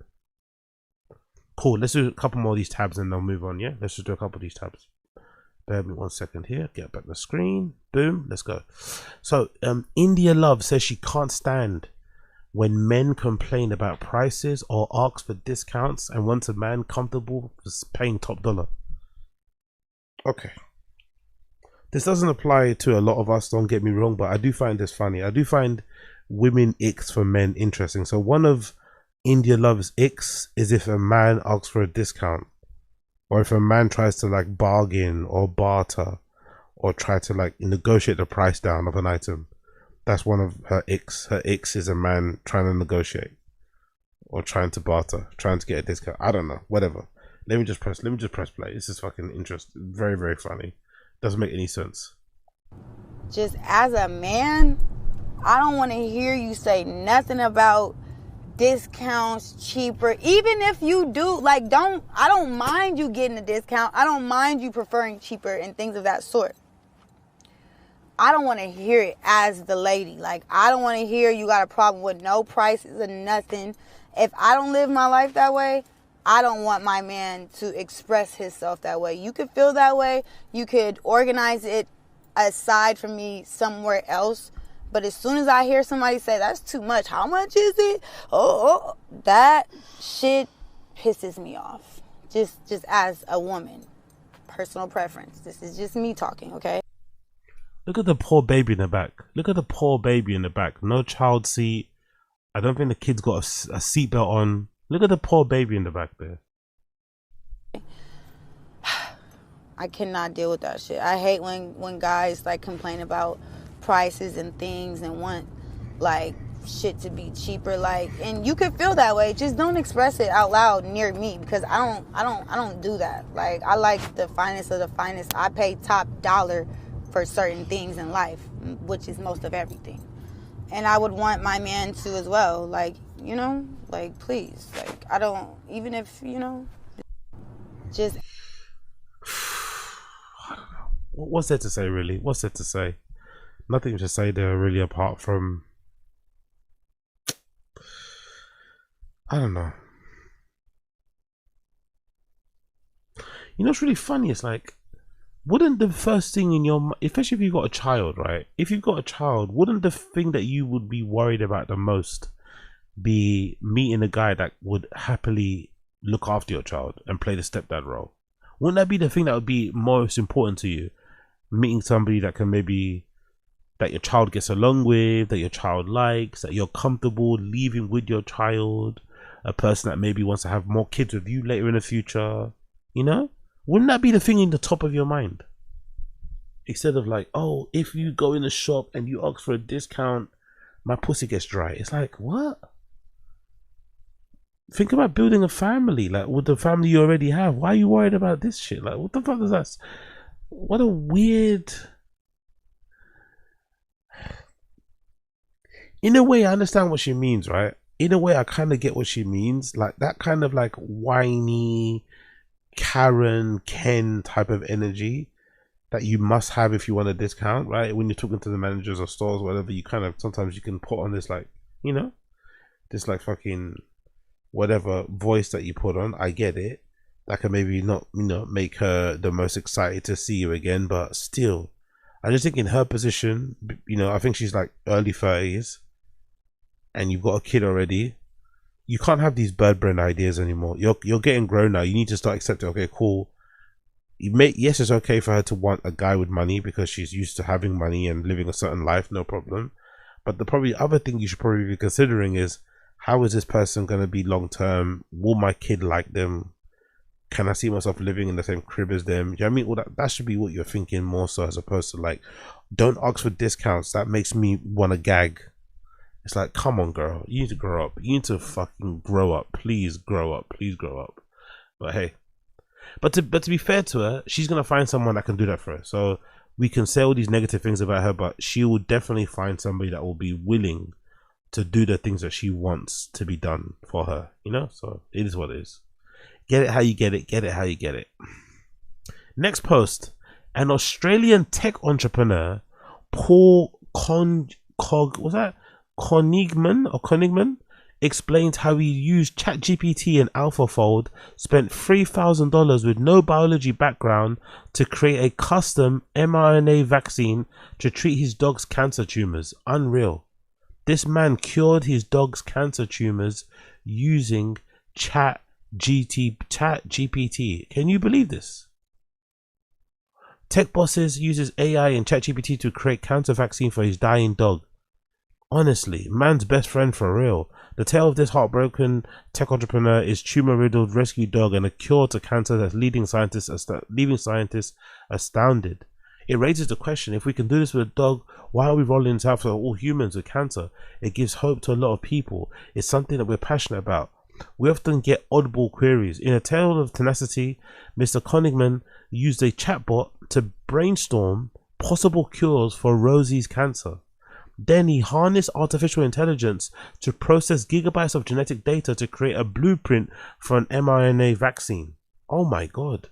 Rosie's vaccine was ready, but Mr. Conyngham still needed ethics approval to use it. I had to do everything by the book because I can't just willy-nilly create a vaccine in Australia. The red tape was actually harder than the vaccine creation. I was trying to get the Australian ethics approval to run a drug trial on Rosie. It took me 3 months, putting 2 hours aside every single night, just typing up this 100-page document. But there was a second intervention of fate. The bespoke vaccine was cold freighted to the Gatton laboratory, and Mr. Conyngham drove 10 hours with Rosie for her first injection in December, followed by a booster shot last month and another next week. It definitely is working, says Professor. When it happens the first time, it's magical. Rosie's cancer was really, really advanced, but one tumor shrunk quite a lot, probably halved. Even though it hasn't completely disappeared, she's so much more comfortable because the tumor was so big now the cancer shrunk away. Even the glossiness of her coat, she just looks a lot happier and healthier. Jesus Christ, that is so fucking cool. That is so fucking cool, man. Like, wow, wow, wow, wow, wow. Amazing. What's that? We need more GTPs to cure cancer, right? Actually, yeah, amazing. let's read that. Let's listen Professor Pal Torderson from the University of New South Wales join us now. G'day to you, gents. Hello to the beautiful Rose here, looking fit and healthy. Paul, incredible story this. You know, vets told you that Rose had just months to live, but you refused to give up and you turned to a chatbot instead. Rose is my best mate, and she's been with me through really tough times, through a breakup, through hard business deals, walks in the forest, and when she was handed this sentence, I felt I had to do my part for her as well. Yeah. So what did you do? Walk us through it. Well, we took her tumor, we sequenced the DNA, we converted it from like tissue to data. And then we used that to sort of search for the problem in her DNA, and then develop a cure based off that. And ChatGPT found that? ChatGPT assisted throughout the entire process. That's incredible. Yeah. Have you got a tech background? Yes. Yep. Yep. That's just amazing. Pal, the RNA Institute is the one that created the vaccine for Rose based on Paul's AI code. Were you sceptical at first when you heard about this? Surely. I was a bit, probably mainly just I thought this might take too long. And I guess one of the things we learned from this process too, the technology, even though we've been working with similar mRNA for years, I just didn't think we could do this quickly and it would be in time to really help Rosie. So it's just been an amazing project for us to be involved in. Big up Z, exactly. Big up Z. CEOs always care about animals more than humans, exactly. Big up Z. Such a good point. So how quickly did you manage to turn it around, turn it into a vaccine and be able to give it to Rose? Yeah, so once we had the sequence that Paul designed, it was less than 2 months from that point till we handed it over to Paul, who took it to the vet to help her. And Paul, how quickly did Rose start responding? Right, so it took about a month. Wow. At the start of December, she was her mobility was way down. She was starting to shut down and be a bit sad. And towards the end of January, she was jumping over a fence to chase a rabbit. Oh my goodness. You must be over the moon. This is life-changing. Yeah, yeah, sure. I think it's added considerable lifespan and health span to Rose, yeah. Pal, if this works for a dog, like if we now get excited about what else it could do, is there any chance this could reshape the future for treating, cancer in humans? Absolutely, and there are companies, including Moderna, who are working on personalized cancer vaccines. But I think what this taught me is two things. We can actually do this here. We don't have to necessarily rely on foreign companies to help us doing this. That means we can democratize this technology in Australia. And we can also use it for other diseases, possibly. Yeah, absolutely. Neurological diseases. Give us your homes. Let us turn your homes into more data centers, please. Let us contaminate your water. See, we can save your dog. Your dog's got cancer. Give us your land. Let us buy your properties. Help us build data centers in space, underwater, on land, in the air, and we can save your dog. Don't worry about your jobs. Don't worry about your jobs. Don't worry about your jobs. Don't worry about your health and your safety. Do you want your dog to be alive? Do you want Cookie? You want Cookie to still be alive? It's really clever, but yeah, big up that guy, man. I love it. At least the dog's okay. At least the fucking dog's okay. You love to see it. You love to fucking see it. Another one. This might make you guys angry. Mizzy. There's this kid called Mizzy in the UK who's like a prankster. Just a troll, basically. Not a prankster, an actual troll. He got famous in the UK because he just walked into some stranger's house. He just walked into their house, started filming content, and it got crazy. He ended up being in and out of prison for a bit. Then he got his life together. Now he's back trolling again, and now he decided to troll and do the same thing he used to do before, and knock people's homes.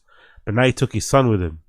I'm not too sure if that is actually his son, but he says it in the caption. He said he took his son to. I don't think I can watch this. I don't know if I can watch this. I'm gonna play it anyway. But knocking on doors and asking for my son to take a shit. So he's gonna be knocking on strangers' doors, secretly recording, seeing if they'll let him in the house and let his son take a shit. Let's play it. For my son to take a dump. Okay? You need to go to the toilet? And take a big fat dump, innit? You need to take a big dump? Don't worry, I got you. Don't worry. You have to show them the cutest face ever, okay? So that you can get the dump. Okay, good. There's a big fat dump. No, don't worry, they're coming. Hi. So this is my child, yeah. And we're just homeless right now. And he needs to take a shit. Really? Yeah. Okay. You're homeless? Yeah, we're homeless right now. We've just been kicked out. Don't worry, homeless. I don't know. Oh yeah, I know. I try to keep myself well maintained, but it's okay. You need to go to the toilet, innit? Yeah, he needs to go to the toilet. Alright then, yeah. Come in. Oh, thank you. So kind. Shut these doors, yeah, because I've got cats. Oh, no worries, fam. I'm surprised you let us in. Let me shut the actual house door.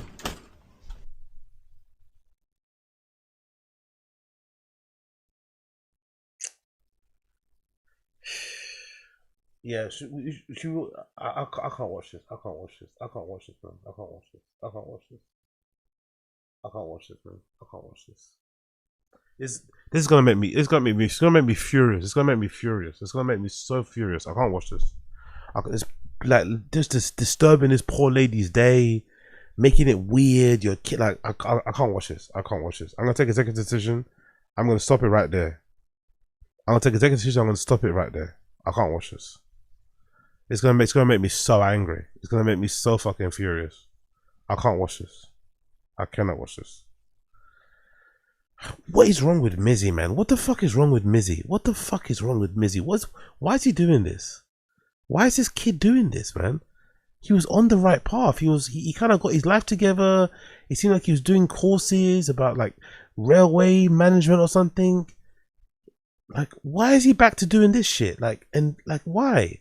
Leave people alone, man. Like, what sort of prat would do this? Dumb cunt.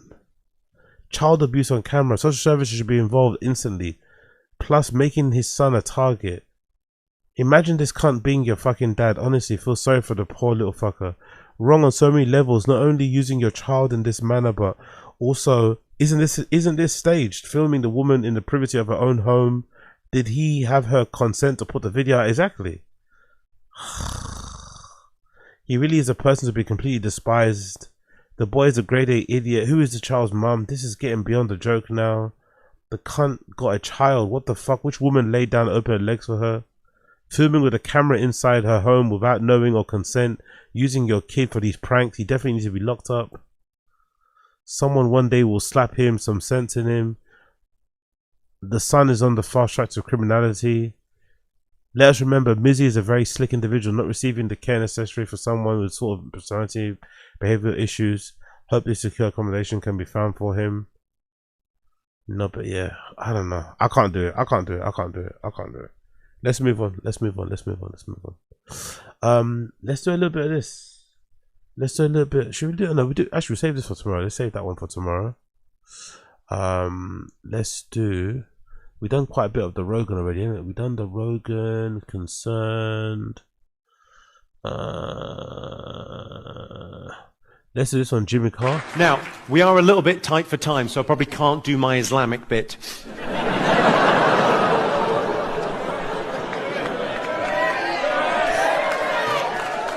Come on, Jimmy. Well, obviously. Yeah. I'm not going to be telling the same jokes about Muhammad. I'd feel very comfortable telling about Jesus Christ. And that's because, fun fact, I'm not a fucking idiot. So if you're a Christian and you're sat there thinking, well, that's not fair. He make jokes about Christians all day long, but he won't make the same sort of jokes about Muslims. Well, then maybe, as a Christian, you should think about blowing something up.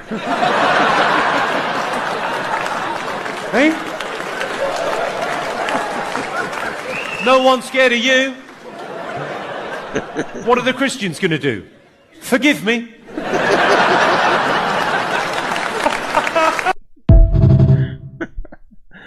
Big up Jimmy Carr.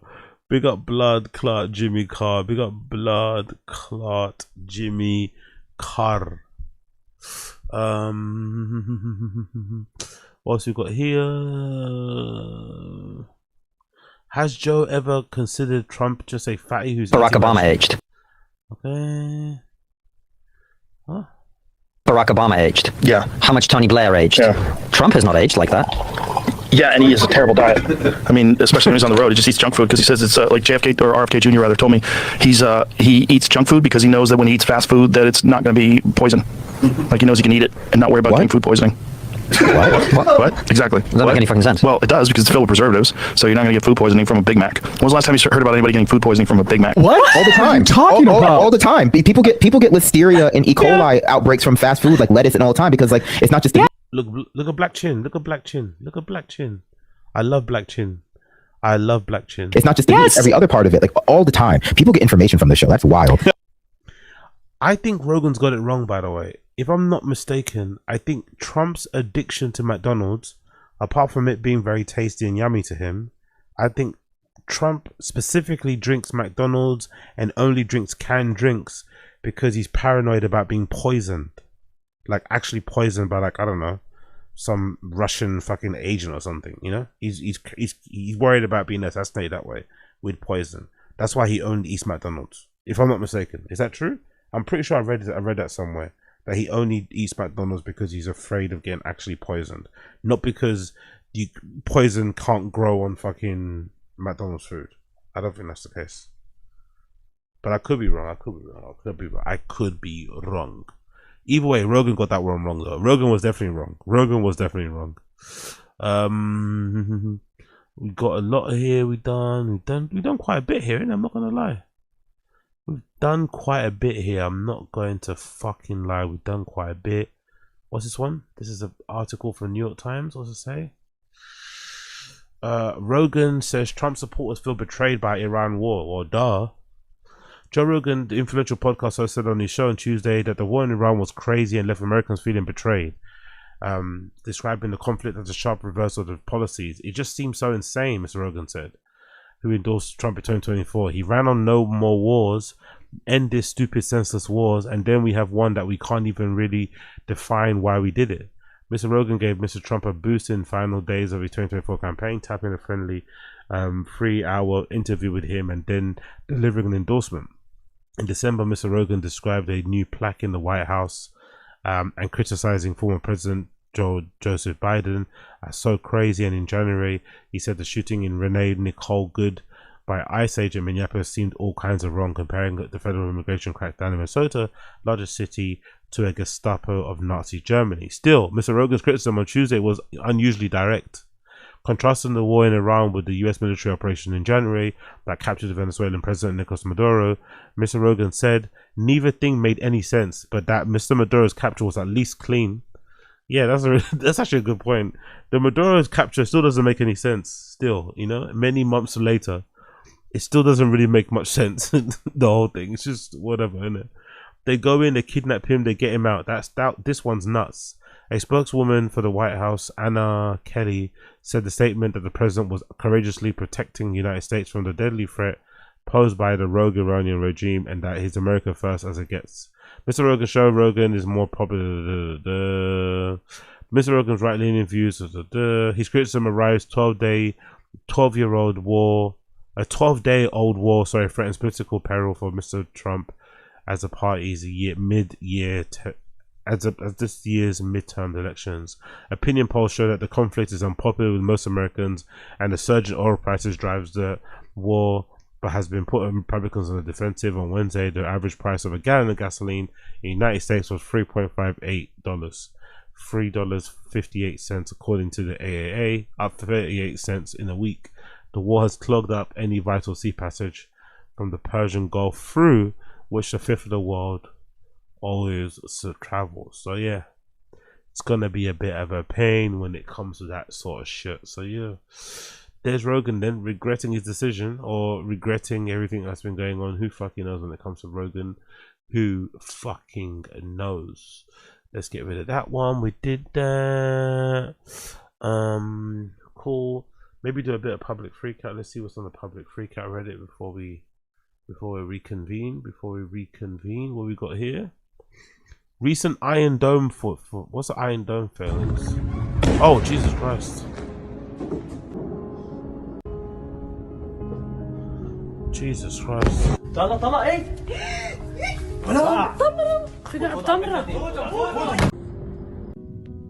Yeah, I'm too much war there. A Chinese man hits a woman after she spits on him. Oh, and I'm good on that one. Trump using Nazi rhetoric saying there's something wrong with Iranian genetics. Huh? And say, this is about ISIS. So, I mean, how do you get into the mindset of this? How do you stop it? They're sick people, and a lot of them were let in here. They shouldn't have been let in. Others are just bad. They go bad. Something wrong. There's something wrong there. So the genetics are not exactly. They're not exactly your genetic. It's one of those problems, Brian. Jesus Christ! It's a terrible thing, and it happens. And it happens, and it happens too often. So bringing up to today, there's a lot of Iranians, over 700, over 1,700. Jesus Christ. They're not your genetics. Okay, bro. Okay. God almighty, this guy. Okay.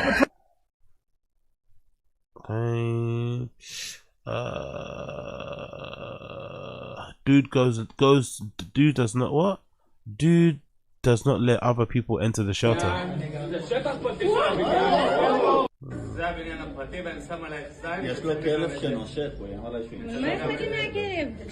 Okay.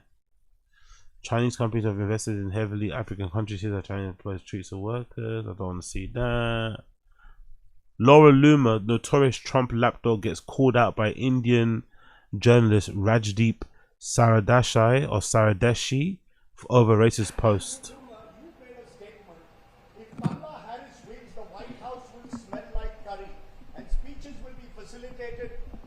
Call center.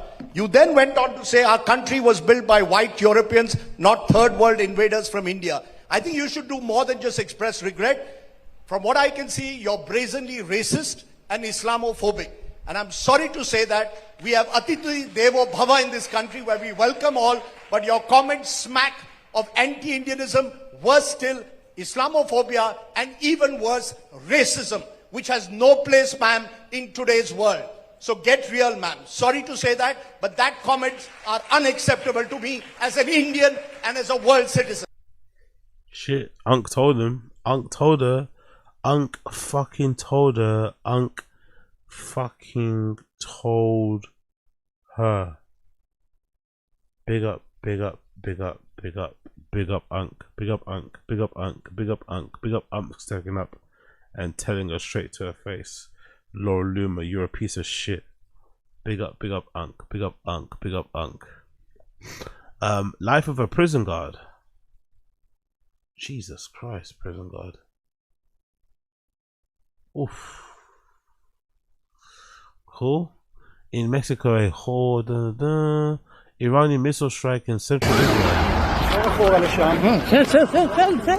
בסדר, לא צריך באלימות. בסדר. לא צריך באלימות. לך אחורה, תעבור את הרכב שלי, בוא, אחורה. אחורה, אחרי הרכבים שלי. בסדר, הולכים. אחרי הרכבים שלי.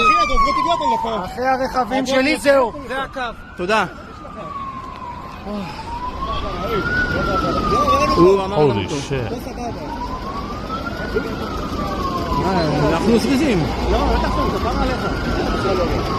That shit on fire, B.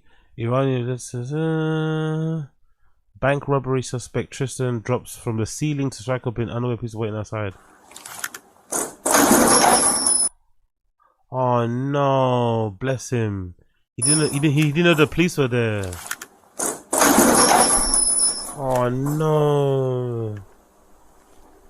He didn't know the police were there, did he? They're just quiet. The police are so sneaky. Look at it, just waiting for him.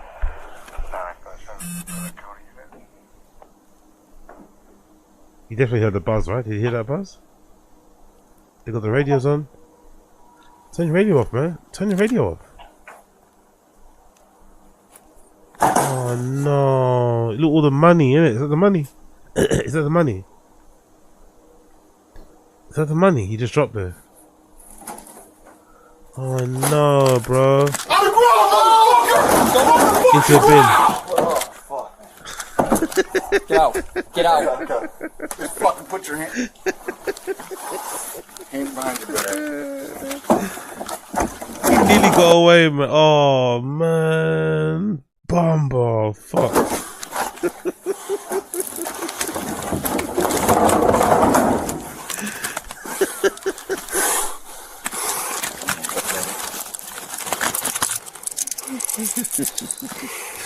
Oh, fuck. Who's here with you? Oh, bless him, man. He's like, oh, fuck. He knew straight away. Oh, bless him, man. Bless him.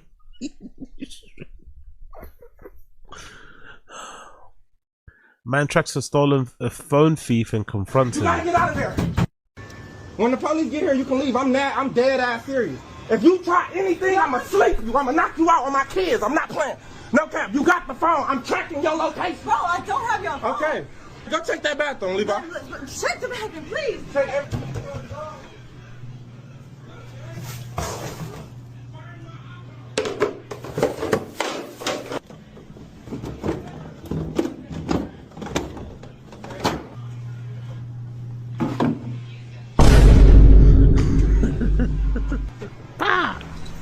You ain't see it? Where she go? Her back door is nothing, so she back there, she chilling. Oh God, she not leaving. She got my phone? No, she not leaving, gang. She trying to run. I don't care about none of that. You want to defend her? I need my phone, gang. I'm tracking you. Yeah, Indian guys are, I'm a defender. No, I'm not giving you the chance to run. Look, I don't want to assault you. I don't want to make this money. Okay, so empty the bag right here. Bro, I ain't. Empty the bag right here. You're not going nowhere right here. I'll do it at that fucking trash can right there. You're not doing shit. So empty the purse right here and I will let you go. You making it more than what it is. Step outside, please, bro. I ain't trying to run. I'll step out there on my knees, bro. I'm just trying. Okay. And tell that black nigga when I catch him, I'ma beat the shit out of him. I'm taking all my jewelry off because I'ma let you out. If you run, I'ma hit you so hard. Okay, I you won't understand. fall asleep Please, I for understand. so long. Okay? Please, bro. You'll fall asleep for so long. You not going nowhere. Let me get Come on, bro. bag, You come here. Empty the purse. If you empty the purse, I will let you go. Empty it out. Right here. Empty the purse. Away from the trash can.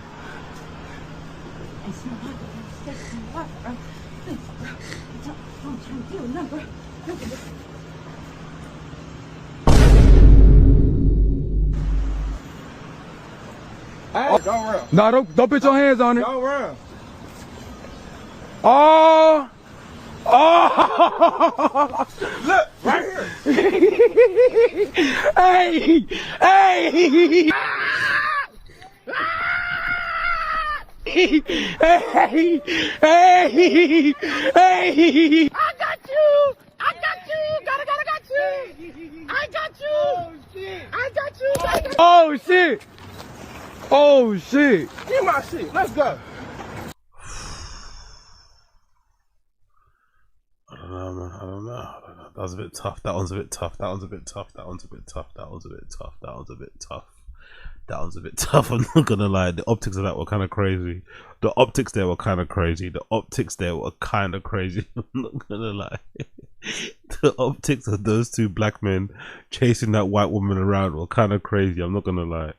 It couldn't be me. The optics were kind of insane. Cornering her, threatening her, chasing her around. A little bit too much for me. A little bit too much. You could have got your phone without all of that stuff, you know?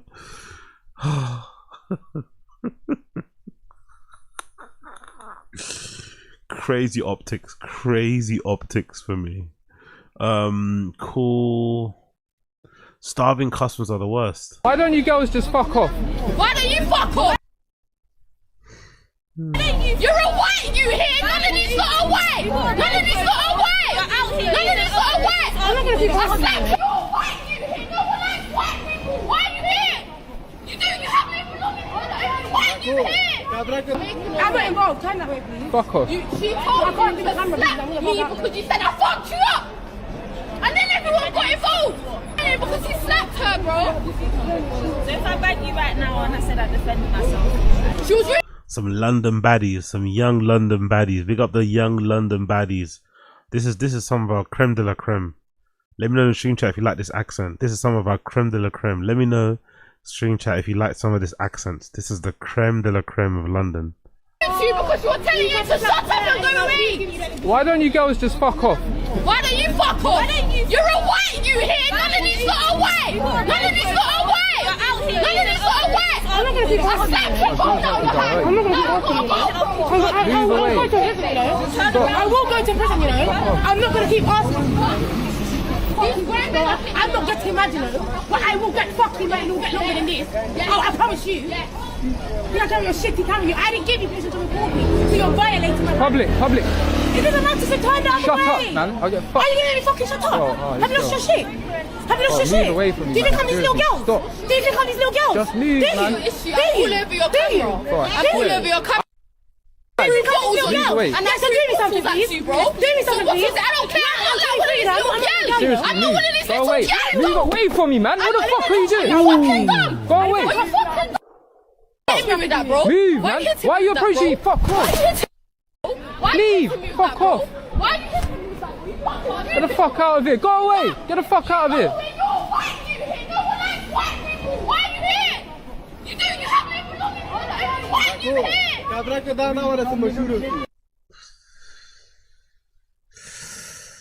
I like it. I like it. I like it. It's a little spicy, a little bit of energy, a little bit of risk. You're not sure if you're gonna get a hug, or if you're gonna get sliced on the neck. I kind of like it. I'm not gonna lie. I like the vibes. I like the vibes. Bit of a psycho.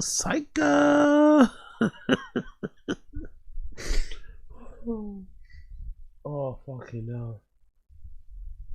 I kind of like it. Let's continue. Atlanta Airport Frontier Airlines. She was denied boarding on the plane. Why was she denied boarding on the plane? Why was this young lady denied boarding on the plane? It's a game? You laughing? Bitch, my wife is a Spanish bitch. And she's dark soul, bitch.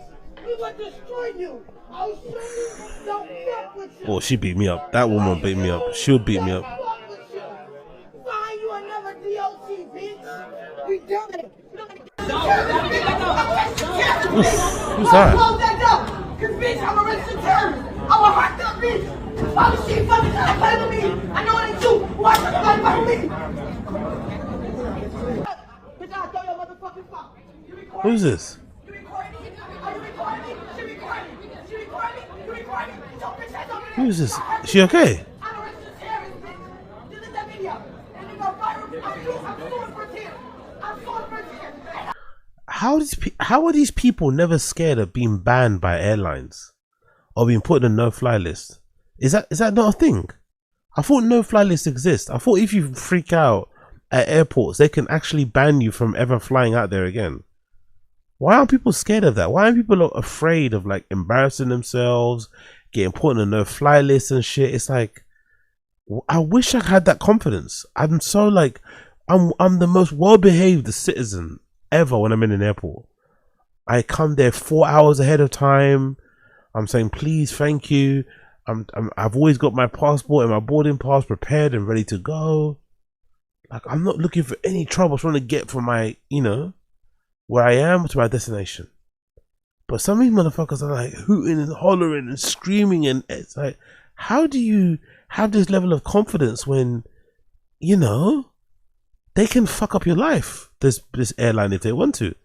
They can really make your life an inconvenience by saying that you're not allowed to fly out of any flight that comes in or out of here. You can't come here ever again. They could really mess up your life forever. And these people don't care.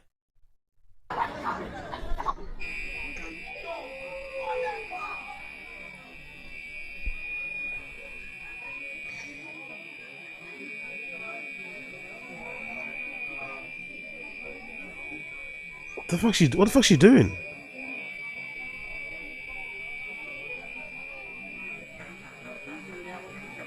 What's she doing? Never flying Frontier again.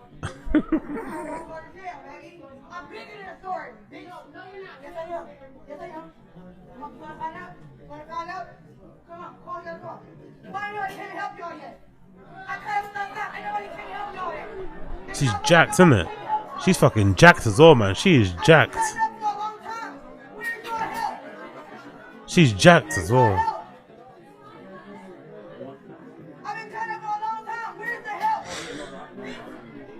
Is that her man?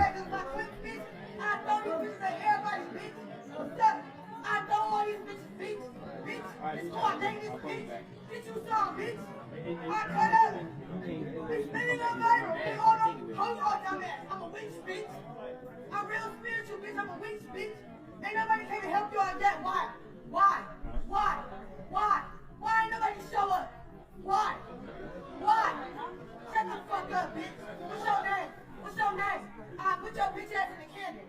Now what? What? Now what? Now what? Now what? Oh, I think she's having a. I think she's not well. To be fair, I think she's not well. She might be having a mental health break. She might be having a psychotic break. I don't think she's well, man. I'm not gonna lie. I don't think she's well. Not that it's the biggest revelation ever, right? That she's not that she's unwell mentally, but I don't think she's well. I really don't think she's well.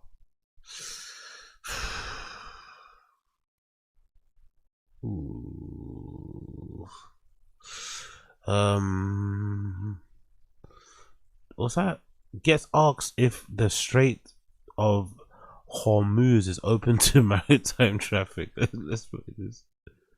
Oh. So I'll take it and chime in, Mr. Chairman, if you'd like it all. I want to emphasize what the chairman said about that. The only thing prohibiting transit in the Straits right now is Iran shooting at shipping. It is open for transit should Iran not do that. Now, there's a reason why we chose, as one of our primary objectives, destroy the Navy.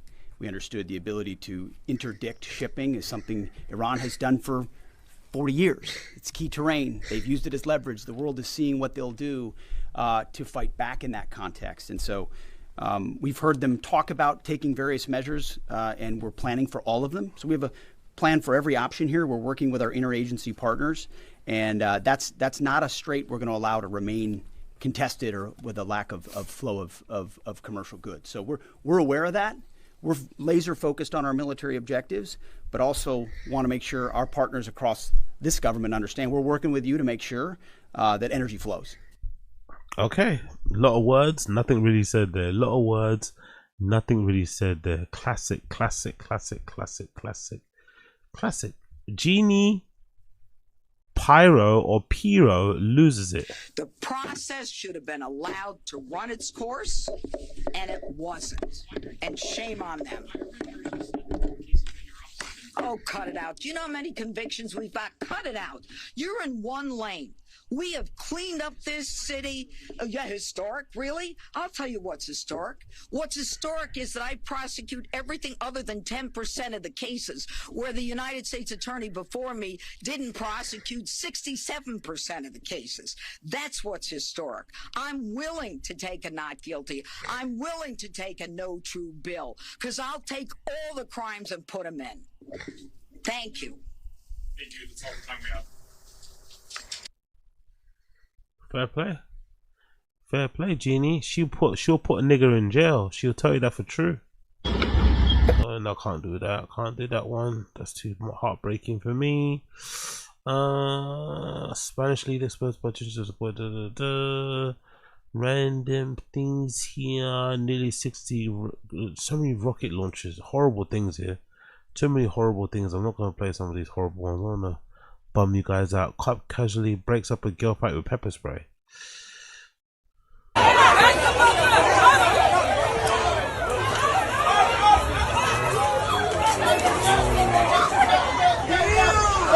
Some of our finest ladies and some of our finest princes and queens here. Or princesses and queens, sorry.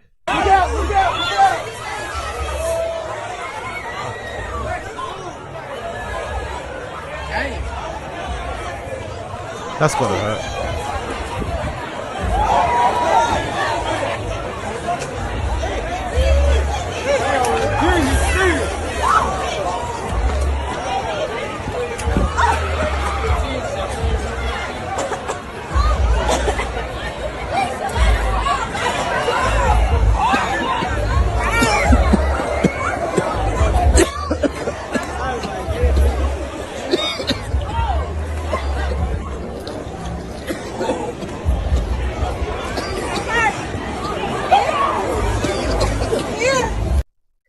Jesus Christ.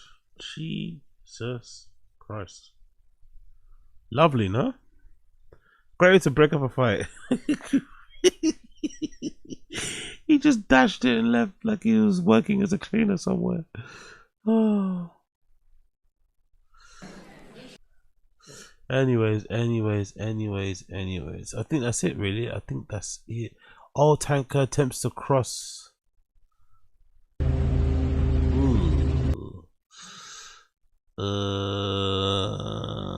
Okay. Trump melts down when rigged election. Bish bash bosh. Okay, cool. I think we're done there. I think we're done. We'll come back again tomorrow. How many hours? What have I done so far? Yeah, we done a little 3:30. That was good. We did a little we did a little casual 3:30. We did a little casual 3:30. We're back again tomorrow. Back again tomorrow. Nice little casual 3:30 there. Hopefully y'all niggas enjoyed that. Is he at the same club again? Does he keep going to the same fucking... I'm going quickly. Let me check this quickly. I just saw Clive. Is Kvicki at the same club again? This guy goes to the same... I guess because they let him film there, I'm assuming, right? Why does he keep going back to the same fucking nightclub? How do you get bored?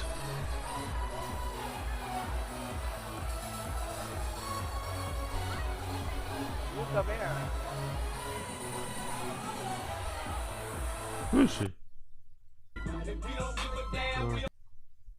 Oh, you're talking about him. Yeah.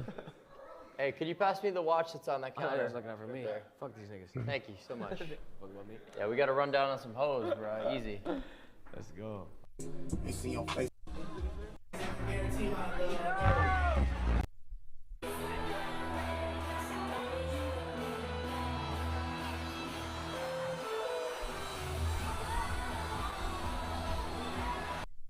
American nightclubs, man. Look, they look so fucking boring.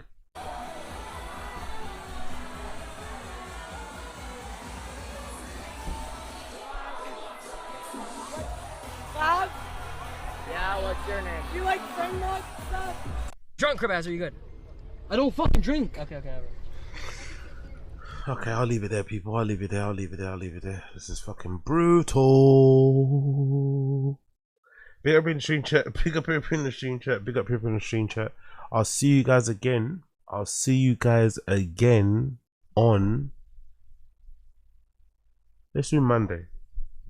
I'll see you guys again on Monday. Okay? Because I got to do some clips tomorrow, so I'll be back again on Monday.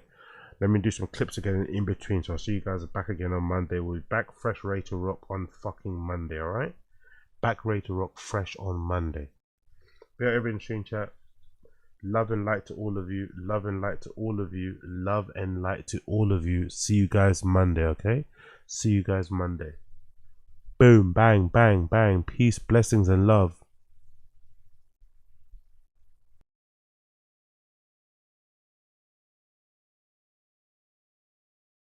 You have a gun? Cheers AZ, cheers chat, big up everyone.